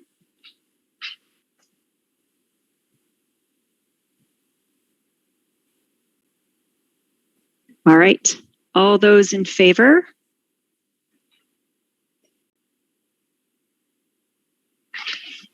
All right. April, have we got that? All right. Opposed? Mr. Tanner, I believe you are frozen. Thank you, my Danielle. Apologies. I vote for. Okay. No, I just want to make sure we didn't count you in the wrong bucket. Yes, ma'am. Yeah. Okay. Motion passes.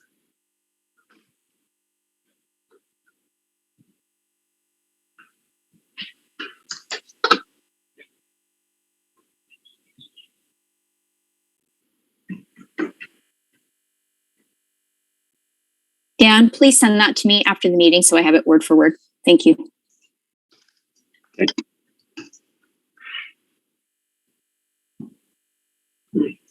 Okay. So we are at 9:38. Been chugging through it. I appreciate that. I know that we still have a couple of miles to go. How is everyone feeling about a few more items?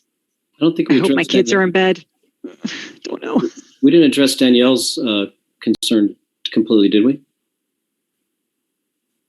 Danielle, please. Which one? Oh, the reaching out to the teachers, getting their feedback, somehow Zoom group meeting or survey or something like that. Do we?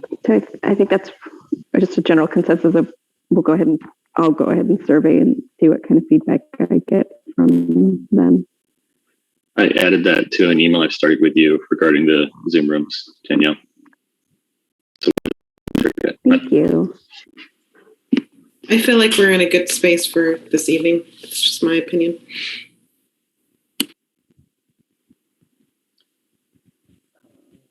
How's everyone else feeling? I know we didn't get to all of the points. I know there's other points that want to be made, so we should rewrite everything and make our own policy. Is that a motion? Yes, but not tonight. Oh. Oh, I almost seconded it. Oh, okay. It's really late for this evening, but I move we adjourn and continue the conversation in the next meeting in 2 weeks. Second that motion. Any discussion?